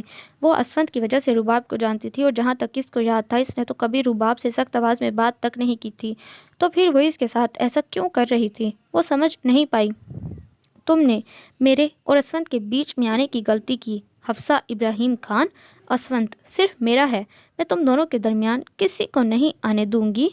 اس نے سختی سے حفصہ کے بالوں کو اپنی مٹھی میں جکڑا، جس سے اس کے منہ سے ہلکی سی چیخ نکلی۔ چھوڑو مجھے رباب، درد ہو رہا ہے۔ وہ اس کی پکڑ سے اپنے بال آزاد کرانے کی کوشش کرنے لگی، مگر اس نے اپنی پکڑ سخت ہی کی ہوئی تھی۔ یہ درد تو اس درد کے آگے کچھ نہیں ہے حفصہ ابراہیم، جو درد میں تمہیں اور اسفند کو ساتھ دیکھ کر محسوس کرتی ہوں۔ جانتی ہو مجھے یہاں درد ہوتا ہے، یہاں۔ وہ اپنے دل کی طرف اشارہ کرتے بولی۔ اس وقت اس کی آنکھوں میں ایک جنون سا سوار تھا، جس سے حفصہ کو خوف محسوس ہوا۔ میں نے تمہیں کوئی درد نہیں دیا، اور نہ میں تمہارے درمیان آئی ہوں رباب، کیونکہ اسفند مجھ سے محبت کرتے ہیں۔ وہ اپنی تکلیف کو ضبط کرتی بمشکل بول پائی۔ درد کی وجہ سے آنکھوں سے آنسو نکل کر بالوں میں جذب ہو گئے تھے۔ اگر تم ہمارے درمیان نہ آتی تو اسفند صرف میرا ہوتا، مجھ سے محبت کرتا، مگر تم نے سب خراب کر دیا۔ وہ بے دردی سے بولی اور اس کے بالوں کو چھوڑتی ہوئی اس سے دور ہوئی۔ اگر تمہیں لگتا ہے یہ سب کر کے تم اسفند کو حاصل کر لو گی تو یہ تمہاری غلط فہمی ہے رباب، ایسا ہرگز نہیں ہوگا۔ اسفند کبھی تم سے محبت نہیں کریں گے۔ وہ اپنی سسکی دباتی بمشکل بولی، جبکہ اس کی بات پر رباب کا کہکا پورے کمرے میں گونجا۔ حفصہ نہ سمجھی سے اس کو پاگلوں کی طرح ہنستا دیکھتی رہی۔ تم بہت معصوم ہو حفصہ۔ 2 دن 2 رات گھر سے غائب لڑکی کی ہمارے معاشرے میں کیا عزت ہوتی ہے تم نہیں جانتی۔ تمہیں تو تمہارے ماں باپ بھی قبول نہیں کریں گے۔ ہر مرد کو عزت دار ہم سنورنا چاہیے، نہ کہ تمہاری طرح 2 دن سے گھر سے غائب لڑکی۔ وہ زہر کھن لہجے میں بولی، حفصہ کو تلخ حقیقت بتا رہی تھی۔ میں پولیس کو رپورٹ کروں گی، میں بتاؤں گی کہ تم نے مجھے کڈنیپ کیا تھا، تب سب کو یقین ہو جائے گا۔ حفصہ اپنے آنسو صاف کرتی بکھرے ہوئے لہجے میں بولی۔ اس وقت اس کی حالت قابل رحم تھی۔ چلو تمہیں جانے بھی دوں تو تمہیں کیا لگتا ہے سب تمہاری بات پر یقین کریں گے؟ کوئی ثبوت ہے تمہارے پاس؟ وہ ابھی بھی اس کی حالت پر مسکرا رہی تھی۔ اگر تمہارا کڈنیپ بھی ہوا تو تمہیں بغیر کوئی رقم لیے کیسے چھوڑ دیا؟ اس بات کو کیسے سمجھاؤ گی تم؟ اس کی بات حفصہ خاموشی سے سن رہی تھی، کیونکہ وہ جو کچھ بھی کہہ رہی تھی سچ تھا۔ وہ چاہ کر بھی کچھ نہیں کر سکتی تھی۔ اب تم بھول جاؤ حفصہ کہ اسفند تمہیں دیکھے گا، کیونکہ تم کسی کو اپنی پاکیزگی ثابت نہیں کر سکو گی۔ اب وہ اس کے سامنے آ کھڑی ہوئی۔ تم نے میرے ساتھ ایسا کیوں کیا؟ حفصہ بس اتنا ہی پوچھ پائی۔ اگر تم اسفند کی زندگی میں نہ آتی تو ایسا تمہارے ساتھ کبھی نہ ہوتا۔ اب تمہاری بہتری اسی میں ہے کہ تم اس کی زندگی سے خاموشی سے چلی جاؤ۔ اس کی زندگی میں سب کچھ ختم ہو گیا تھا۔ اتنا سب ہونے کے بعد کوئی اس پر یقین نہ کرتا۔ وہ کس کس کو بتاتی؟ سب سے زیادہ تو اسے اپنے باپ کا ڈر تھا، تو گھر جانے کے بعد اس کے ساتھ نہ جانے کیا کرتا۔ اسے اللہ سے ہی امید تھی۔ پہلے تم اپنا سوچو، میرے بارے میں فکر کرنے کی ضرورت نہیں تمہیں۔ وہ اپنی پینٹ کی پاکٹ سے موبائل نکالتی ہوئی بولی اور کال پک کرتی کمرے سے نکل گئی۔ ہاں شمس، जैसा तुमने प्लान किया था सब ऐसा ही हुआ। मेरा काम तो हो गया। मेरे आदमी इसको वहीं छोड़ देंगे जहाँ से उठाया था। अब तुम्हें अपना काम खुद करना होगा। वो फ़ोन पे बात करती कमरे से निकल गई। सच में हफ्सा, आपसे मिलकर अच्छा लगा। मुझे जैसा हादी ने कॉल पर बताया था आप बिल्कुल वैसी हैं। वो अपने करीब बैठी हफ्सा से खुले दिल की तारीफ़ करते हुए बोली और एक शरारती नज़र सामने मौजूद सोफे पर बैठे हादी पे डाली। हूर मामी, मैंने आपको बोला था ना, मेरी मामा सबसे बेस्ट हैं। वो आपको भी बहुत अच्छी लगेंगी। वो मासूमियत से अपनी बात पर जोर देता बोला तो इसके अंदाज पर लाउंज में बैठे सब लोग मुस्कुरा दिए। मुझे भी तुमसे मिलकर अच्छा लगा। सब लोगों से तुम्हारे बारे में काफ़ी सुना था और आज मुलाकात हो गई। हफ्सा हुरैन की तरफ देख कर खलूस से बोली। अपने निकाह वाले रोज़ वो मुस्तफ़ा से तो मिल चुकी थी। इसने हयात साहब, हादी और हुदैत से हुरैन के बारे में सिर्फ सुना था और आज इससे मुलाकात भी हो गई थी। हुरैन आज गार्ड्स के बगैर इससे मिलने आई थी। इसका दिल ये सोच कर डर रहा था कि अगर मुस्तफ़ा को इसके घर में गैर मौजूदगी का मालूम हो गया तो वो क्या करेगी। अब मैं कोई छोटी बच्ची नहीं हूँ, इसलिए अकेली कहीं भी आ जा सकती हूँ और आपके मुस्तफ़ा भाई के लिए ये जानना ज़रूरी नहीं कि मैं कहाँ आती हूँ और कहाँ नहीं। हुदैत के चिढ़ाने पर वो बोली। 4 साल बाहर रहने के बाद भी आज तक इसकी आदत नहीं बनी थी। वो अक्सर ही हुरैन को ऐसे तंग करता जिस पर हुरैन चिढ़ जाती। इतने वक्त के बाद मिल रहा हूँ तुमसे हुरैन, लेकिन तुम आज भी बच्ची ही हो। दूसरा ये कि मेरा भाई तुम्हारा शोहर लगता है, इसलिए इनका पूरा पूरा हक है ये जानने का कि आप कहाँ आती जाती हैं। वो एक आईब्रो उचकाकर इसको जताने वाले अंदाज में बोला जिस पर हुरैन सिर्फ मुंह बना कर रह गई। असवंत और मुस्तफ़ा की गहरी दोस्ती की वजह से हुदैत मुस्तफ़ा को भी अपने भाई की तरह समझता। रुबाब की वजह से इसकी मोहब्बत और खलूस में कमी नहीं आई थी। बस करो हुदैत, हुरैन यहाँ तुम लोगों से मिलने आई है और तुमने बच्ची को अपने सवालों से परेशान कर दिया। एक और लफ्ज़ मुंह से ना निकले तुम्हारे। कब से खामोशी से हुदैत के सवालात को सुनते हयात साहब इस पर गुस्सा हुए और एक नज़र हुरैन की जानिब देखा जो अब मुस्कुरा कर इन्हें देख रही थी। हुदैत बिल्कुल सही कह रहा है डैड, हुरैन को ऐसे बगैर किसी को बताए बगैर नहीं आना चाहिए था।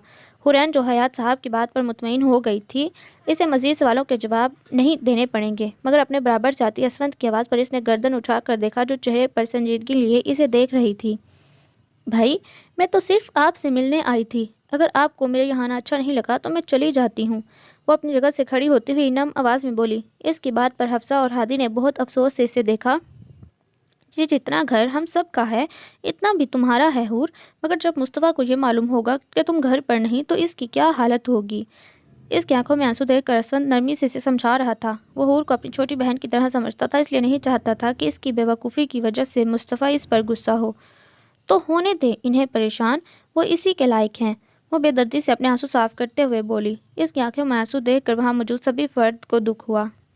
तुम्हारी इतलाक के लिए बता दूं कि वो इस वक्त तुम्हारे लिए परेशान नहीं हो रहा, क्योंकि मैंने इसे तुम्हारी मौजूदगी का बता दिया है। वो अपनी बात ख़त्म करके सिंगल सोफे पर आ बैठा और एक नज़र हफ्सा को देखा जो इस वक्त 2 सीटर सोफे पर हुदैत और हादी के पास बैठी थी। इसका हुदैत के यूं करीब बैठा देखकर इसने सख्ती से अपनी मुट्ठी भींची। हूर, जाओ जाकर फ्रेश हो आओ, मैं तुम्हें वापस छोड़ आता हूँ। 1-2 दिन मैं तुम्हें खुद लेने आऊँगा और तुम आइंदा ऐसी हरकत मत करना। वो अपनी कैफियत पर काबू पाता रोब आवाज़ में हुरैन से मुखातिब हुआ। वो मुस्तफ़ा और हुरैन के दरमियान चल रही परेशानी से अच्छी तरह वाकिफ़ था। मुस्तफ़ा इससे कुछ नहीं छुपाता था और वो हुरैन की हालत को भी समझता था। वो ख़ुद भी यही चाहता था कि इन दोनों के दरमियान सब ठीक हो जाए, इसलिए वो नहीं चाहता था कि हूर अपनी गलती की वजह से खुद के और मुस्तफ़ा के दरमियान फासले कायम करे। आप बहुत बुरे हैं असवंत भाई, मैं आपसे कभी बात नहीं करूँगी। असवंत की बात और सख्त लहजे को महसूस करके हुरैन रोती हुई ऊपर की जानिब सीढ़ियों की तरफ बढ़ी। जाओ हफ्सा, बेटे को चुप कराओ, क्योंकि अब हम में से कोई भी इसे चुप नहीं करवा सकता। इसको वहाँ से जाता देख कर हयात साहब खामोश बैठी हफ्सा से मुखातिब हुए। इनकी बात सुनकर हफ्सा अपनी जगह से उठी और सीढ़ियों की जानिब बढ़ी, जबकि दूर तक इसने अपनी पुश्त पर किसी की निगाहों की तपिश को महसूस किया। हुरैन को यहाँ बुला कर लाओ फ़ौरन। वो गुस्से में अपना कोट उतार कर सोफे पर फेंकता हुआ गुर्राया। इसके गुस्से से भरी आवाज़ और इसके तेवरों को देखकर इसका मुलाजिम अपनी जगह कांप कर रह गया। मुस्तफ़ा के घर इतने वक्त से काम करने के बावजूद भी इसके गुस्से के आदी नहीं हुए थे। शाहजी, हूर बीबी अपने कमरे में नहीं। वो बेचारा डरते डरते नजरें झुकाई से ऐसे बता रहा था जैसे इसकी कोई गलती हो, जबकि अपने मुलाजिम की बात सुनकर मुस्तफ़ा के माथे पर बल पड़े। बलों में और मज़ीद इजाफा हुआ। क्या मतलब? अपने कमरे में नहीं तो कहाँ है? وہ سخت تیوری لیے ملازم کی طرف دیکھتا اس کی جان نکال رہا تھا۔ شاہ جی، وہ لون میں پول کی سائڈ ہیں۔ ملازم نے اپنے ماتھے پر آئے پسینے کو صاف کر کے بات ختم کی۔ وہ تیزی سے گھر کے پیچھے جانے مڑا۔ اس وقت وہ شدید غصے میں تھا تو صرف حرین کی آج کی حرکت کی وجہ سے۔ اس نے آج خود پر اور غصے پر کس طرح ضبط کیا یہ وہی جانتا تھا، ورنہ اس کا بس نہیں چل رہا تھا کہ وہ اسفند کے گھر سے اسے خود لے کر آ جاتا، مگر اسفند نے اسے ایسا کرنے سے منع کر دیا۔ ایسا نہیں تھا کہ وہ اس کے وہاں جانے سے غصہ تھا، بلکہ اس سے کو غصہ اس بات کا تھا کہ وہ اس کو بتائے بغیر گئی اور اس کا باڈی گارڈ بھی ڈیوٹی پر نہیں تھا۔ اگر اسفند اسے حرین کی اپنے گھر میں موجودگی کا نہ بتاتا تو نہ جانے وہ کیا کر بیٹھتا۔ وہ تیز تیز قدم اٹھاتا لان میں آ کر رکا اور ایک نظر پورے لان میں دوڑائی۔ رات کے وقت لائٹ کی روشنی میں پورا لان جگمگا رہا تھا۔ اس کی نظریں حرین کو تلاش کر رہی تھیں جب وہ اس کو لان کے دوسری سائڈ پر موجود سوئمنگ پول کے قریب بیٹھی نظر آئی اور کسی گہری سوچ میں لگی۔ وہ اسے اپنی جگہ کھڑا کتنی ہی دیر دیکھتا رہا اور حرین کو احساس بھی نہیں ہوا۔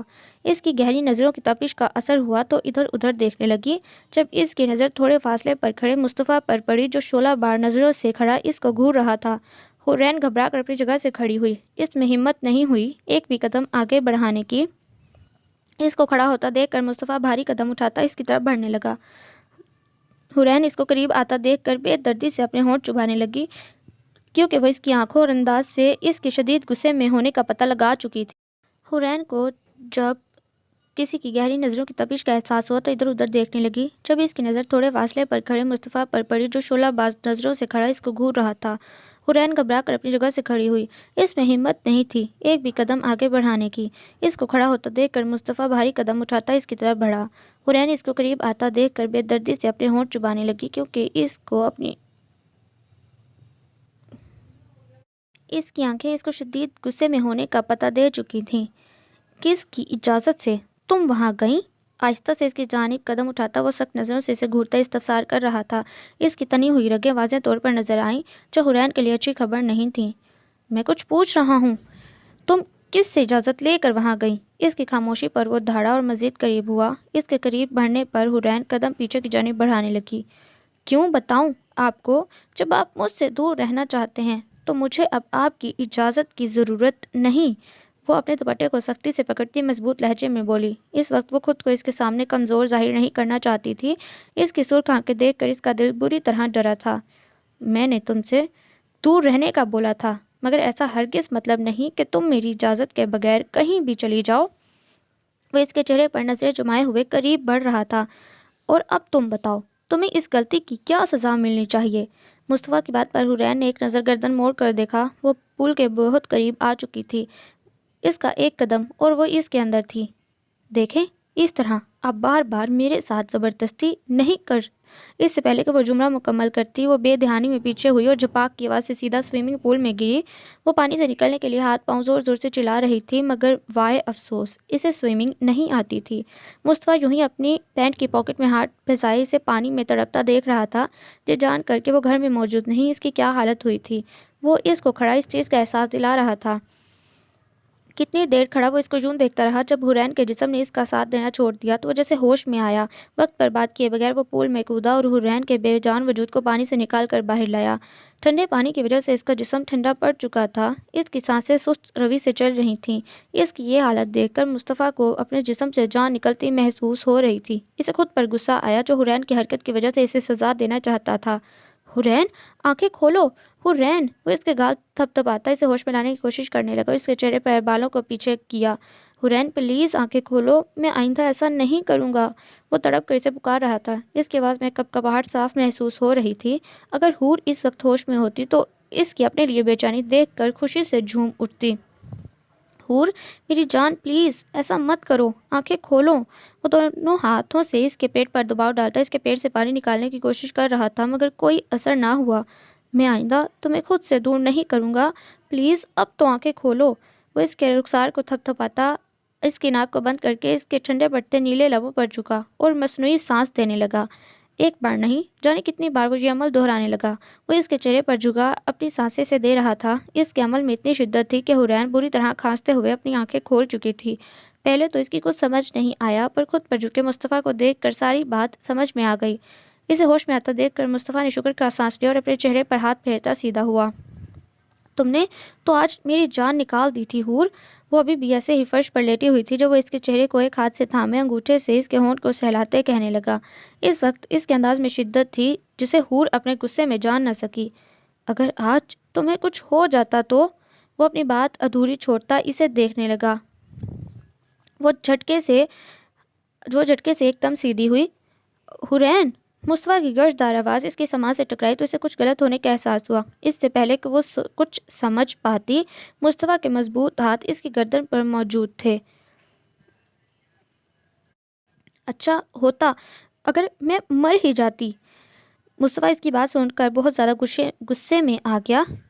آئندہ تمہارے منہ سے یہ لفظ نہ نکلیں ورنہ تمہارے لیے اچھا نہ ہوگا، سمجھی؟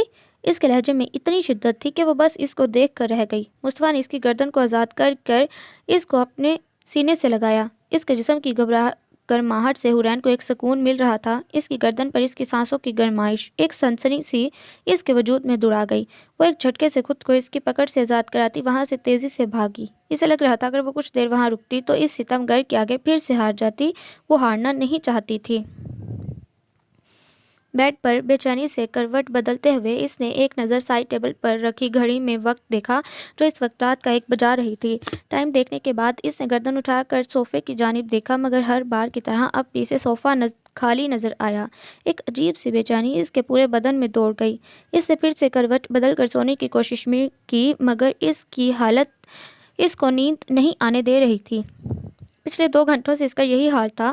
ایک لمحے کے لیے بھی سکون نہیں تھا اور اس کی بے سکونی کی وجہ حفصہ کی لاؤنج میں حدید کے ساتھ موجودگی تھی۔ وہ دونوں اس وقت وہاں بیٹھے کوئی مووی دیکھ رہے تھے اور وہ یہاں اکیلا کمرے میں بے چینی سے کروٹ بدل رہا تھا۔ اس رات کے بعد اس کا اور حفصہ کا سامنا کم ہوا تھا۔ وہ رات کے وقت روم میں آتی جب وہ گہری نیند میں ہوتا، صبح اس کے اٹھنے سے پہلے روم سے چلی جاتی، پر اس دوران اس کی اور حدید کے بیچ کافی دوستی ہو گئی تھی جو کم از کم اسفند کو اچھی نہیں لگ رہی تھی۔ ان دونوں کو ساتھ دیکھ کر ایک جلن کا احساس ہوتا تھا۔ ایسا نہیں تھا کہ وہ اپنے بھائی سے غصہ تھا، بس اسے حفصہ کی حدید کے ساتھ نزدیکی پسند نہیں آ رہی تھی۔ وہ دونوں کو ایک ساتھ دیکھ کر اندر ہی اندر کھولتا۔ ابھی وہ ایسے بیٹھے کچھ وقت گزرا ہی تھا کہ جب بیڈ روم کا دروازہ کھولتی حفصہ اندر داخل ہوئی۔ وہ آہستہ سے قدم اٹھاتی اسفند کی خود پر جمی نظروں سے بے خبر صوفے کی طرف جا رہی تھی۔ جب کمرے میں پھیلی نائٹ بلب کی روشنی میں اس کی نظر بیڈ پر بیٹھے اسفند کے وجود پر پڑی تو اس کے قدم جم گئے۔ وہ بیڈ پر بیٹھے اسے دیکھ رہا تھا۔ کمرے میں پھیلی ہلکی روشنی میں بھی اسفند کے چہرے کے سرد تاثرات وہ بخوبی دیکھ رہی تھی۔ رات کے اس وقت تم کہاں سے آ رہی ہو؟ کمرے کی خاموشی میں اس کی بھاری گمبھیر آواز گونجی۔ اسے معلوم تھا کہ وہ کہاں سے آ رہی ہے لیکن پھر بھی وہ اس سے پوچھنا چاہتا تھا۔ حفصہ جو اس کو نظر انداز کرتی صوفے پر لیٹنے کی تیاری کر رہی تھی، اسفند کے سرد لہجے پر اپنی جگہ رکی اور اس کی جانب دیکھا جو بیڈ سے اٹھ کر بھاری قدم اٹھاتا اس کے قریب آ رہا تھا۔ میں مووی دیکھ رہی تھی حدید کے ساتھ تو وقت کا پتہ نہیں چلا۔ اس کے انداز سے حفصہ کو اپنا حلق خوش ہوتا محسوس ہوا۔ ویسے بھی اس دن کے بعد سے اس کے دل میں اسفند کے لیے ایک ڈر سا بیٹھ گیا۔ اپنے شوہر کو کمرے میں اکیلا چھوڑ کر تم اس کے بھائی کے ساتھ بیٹھی مووی دیکھ رہی تھی، کیا یہ ایک اچھی بیوی کے فرائض میں آتا ہے؟ اس وقت اس کا چہرہ کسی بھی قسم کے جذبات سے خالی تھا۔ اپنی گہری نیلی نظریں اس کے چہرے پر گاڑے وہ اس سے ایک ہاتھ کے فاصلے پر آ رکا۔ تمہارے لیے یہ رشتہ تو صرف کاغذی ہے تو اس میں فرائض کی بات کیوں ہو رہی ہے؟ وہ اپنی ہاتھوں کی انگلیوں کو مروڑتی نظریں نیچے کیے اس کی بات یاد دلا رہی تھی، اس بات سے انجان کہ اس کی بات سے اسفند کے ماتھے پر بلوں میں اضافہ ہوا تھا۔ تمہیں کیا لگتا ہے اس دن کے بعد سے ہمارے درمیان کچھ بھی کاغذی رہ گیا؟ وہ اپنا مضبوط ہاتھ اس کی کمر میں حائل کرتا اسے قریب کرتا ہوا بولا۔ حفصہ جو اس حملے کے لیے تیار نہ تھی سیدھا اس کے سینے سے جا لگی۔ اسفند چھوڑو، مجھے نیند آ رہی ہے۔ مووی دیکھتے ہوئے تو تمہیں نیند نہیں آئی یا میں یہ سمجھوں کہ تمہیں شوہر کی غربت پسند نہیں؟ وہ اپنی بات کہتا اس کے مزید قریب ہوا۔ اس وقت دونوں کے چہرے کے درمیان بال برابر کا فاصلہ تھا۔ اسفند مجھے چھوڑ دو، مجھے درد ہو رہا ہے۔ درد ہو رہا ہے تو اسے برداشت کرو، ابھی تمہیں اور درد برداشت کرنے ہیں۔ اسفند یہ کیا کر رہے ہو؟ چھوڑو مجھے۔ کل تک تو تم میری ایک نزل کے لیے ترس رہی تھی اور آج یہ ڈرامے کیوں کر رہی ہو؟ وہ اس کے منہ پر اپنی پکڑ سخت کرتا گرایا اور ساتھ ہی اس کی کمر پر اپنی پکڑ سخت کی۔ اس کی اس قدر سختی سے حفصہ کی آنکھوں میں پانی بھر آیا۔ میری توجہ چاہیے تھے نا تمہیں، تو اب میں تمہیں اپنی پوری توجہ دوں گا۔ وہ اس کا منہ آزاد کرتا ہوا اس کے چہرے پر جھکا، لیکن حفصہ نے اپنی پوری طاقت لگا کر اسے دھکا دیا تو اس بار وہ کامیاب ہو گئی۔ کیا ہوا بیوی؟ میری اتنی سی توجہ میں تمہاری یہ حالت ہو گئی؟ وہ اس کا بازو سختی سے پکڑ کر حفصہ کو اپنی جانب کھینچ چکا تھا، جبکہ نظریں اس کے لبوں پر ہی جمی تھیں۔ میں نے پہلے بھی کہا تھا، اب بھی آخری بار کہہ رہا ہوں، آئندہ تم نے مجھے روکنے کی کوشش کی تو تکلیف تمہیں اٹھانی پڑے گی۔ وہ اس کے سراپے پر ایک گہری نظر ڈالتا جھٹکے سے اس کا بازو چھوڑ کر بیڈ کی طرف بڑھا۔ اس کے پلٹنے سے حفصہ کو سکون سا محسوس ہوا، پر وہ ایک دم سے پلٹا۔ اور ہاں، آئندہ تم اتنا لیٹ روم میں آئی تو آگے تم خود سمجھدار ہو۔ وہ اپنی بات ادھوری چھوڑتا لیٹ کر لائٹ بند کر چکا تھا۔ اسے جو کہنا اور غصہ کرنا تھا وہ کر چکا تھا، اب اسے سکون کی نیند آنے والی تھی۔ جبکہ حفصہ وہیں صوفے کے قریب کھڑی کتنی ہی دیر اندھیرے میں بیڈ پر لیٹے اس کے وجود کو دیکھتی رہی۔ آج کل اسونت کا یہ رویہ سمجھ سے باہر تھا۔ پہلے وہ خود اسے دور رہنے کا بولتا تھا اور اب قریب آنے کا کوئی بھی موقع ہاتھ سے جانے نہیں دیتا، اور زیادہ وہ اسے تکلیف دینے کے لیے قریب آتا۔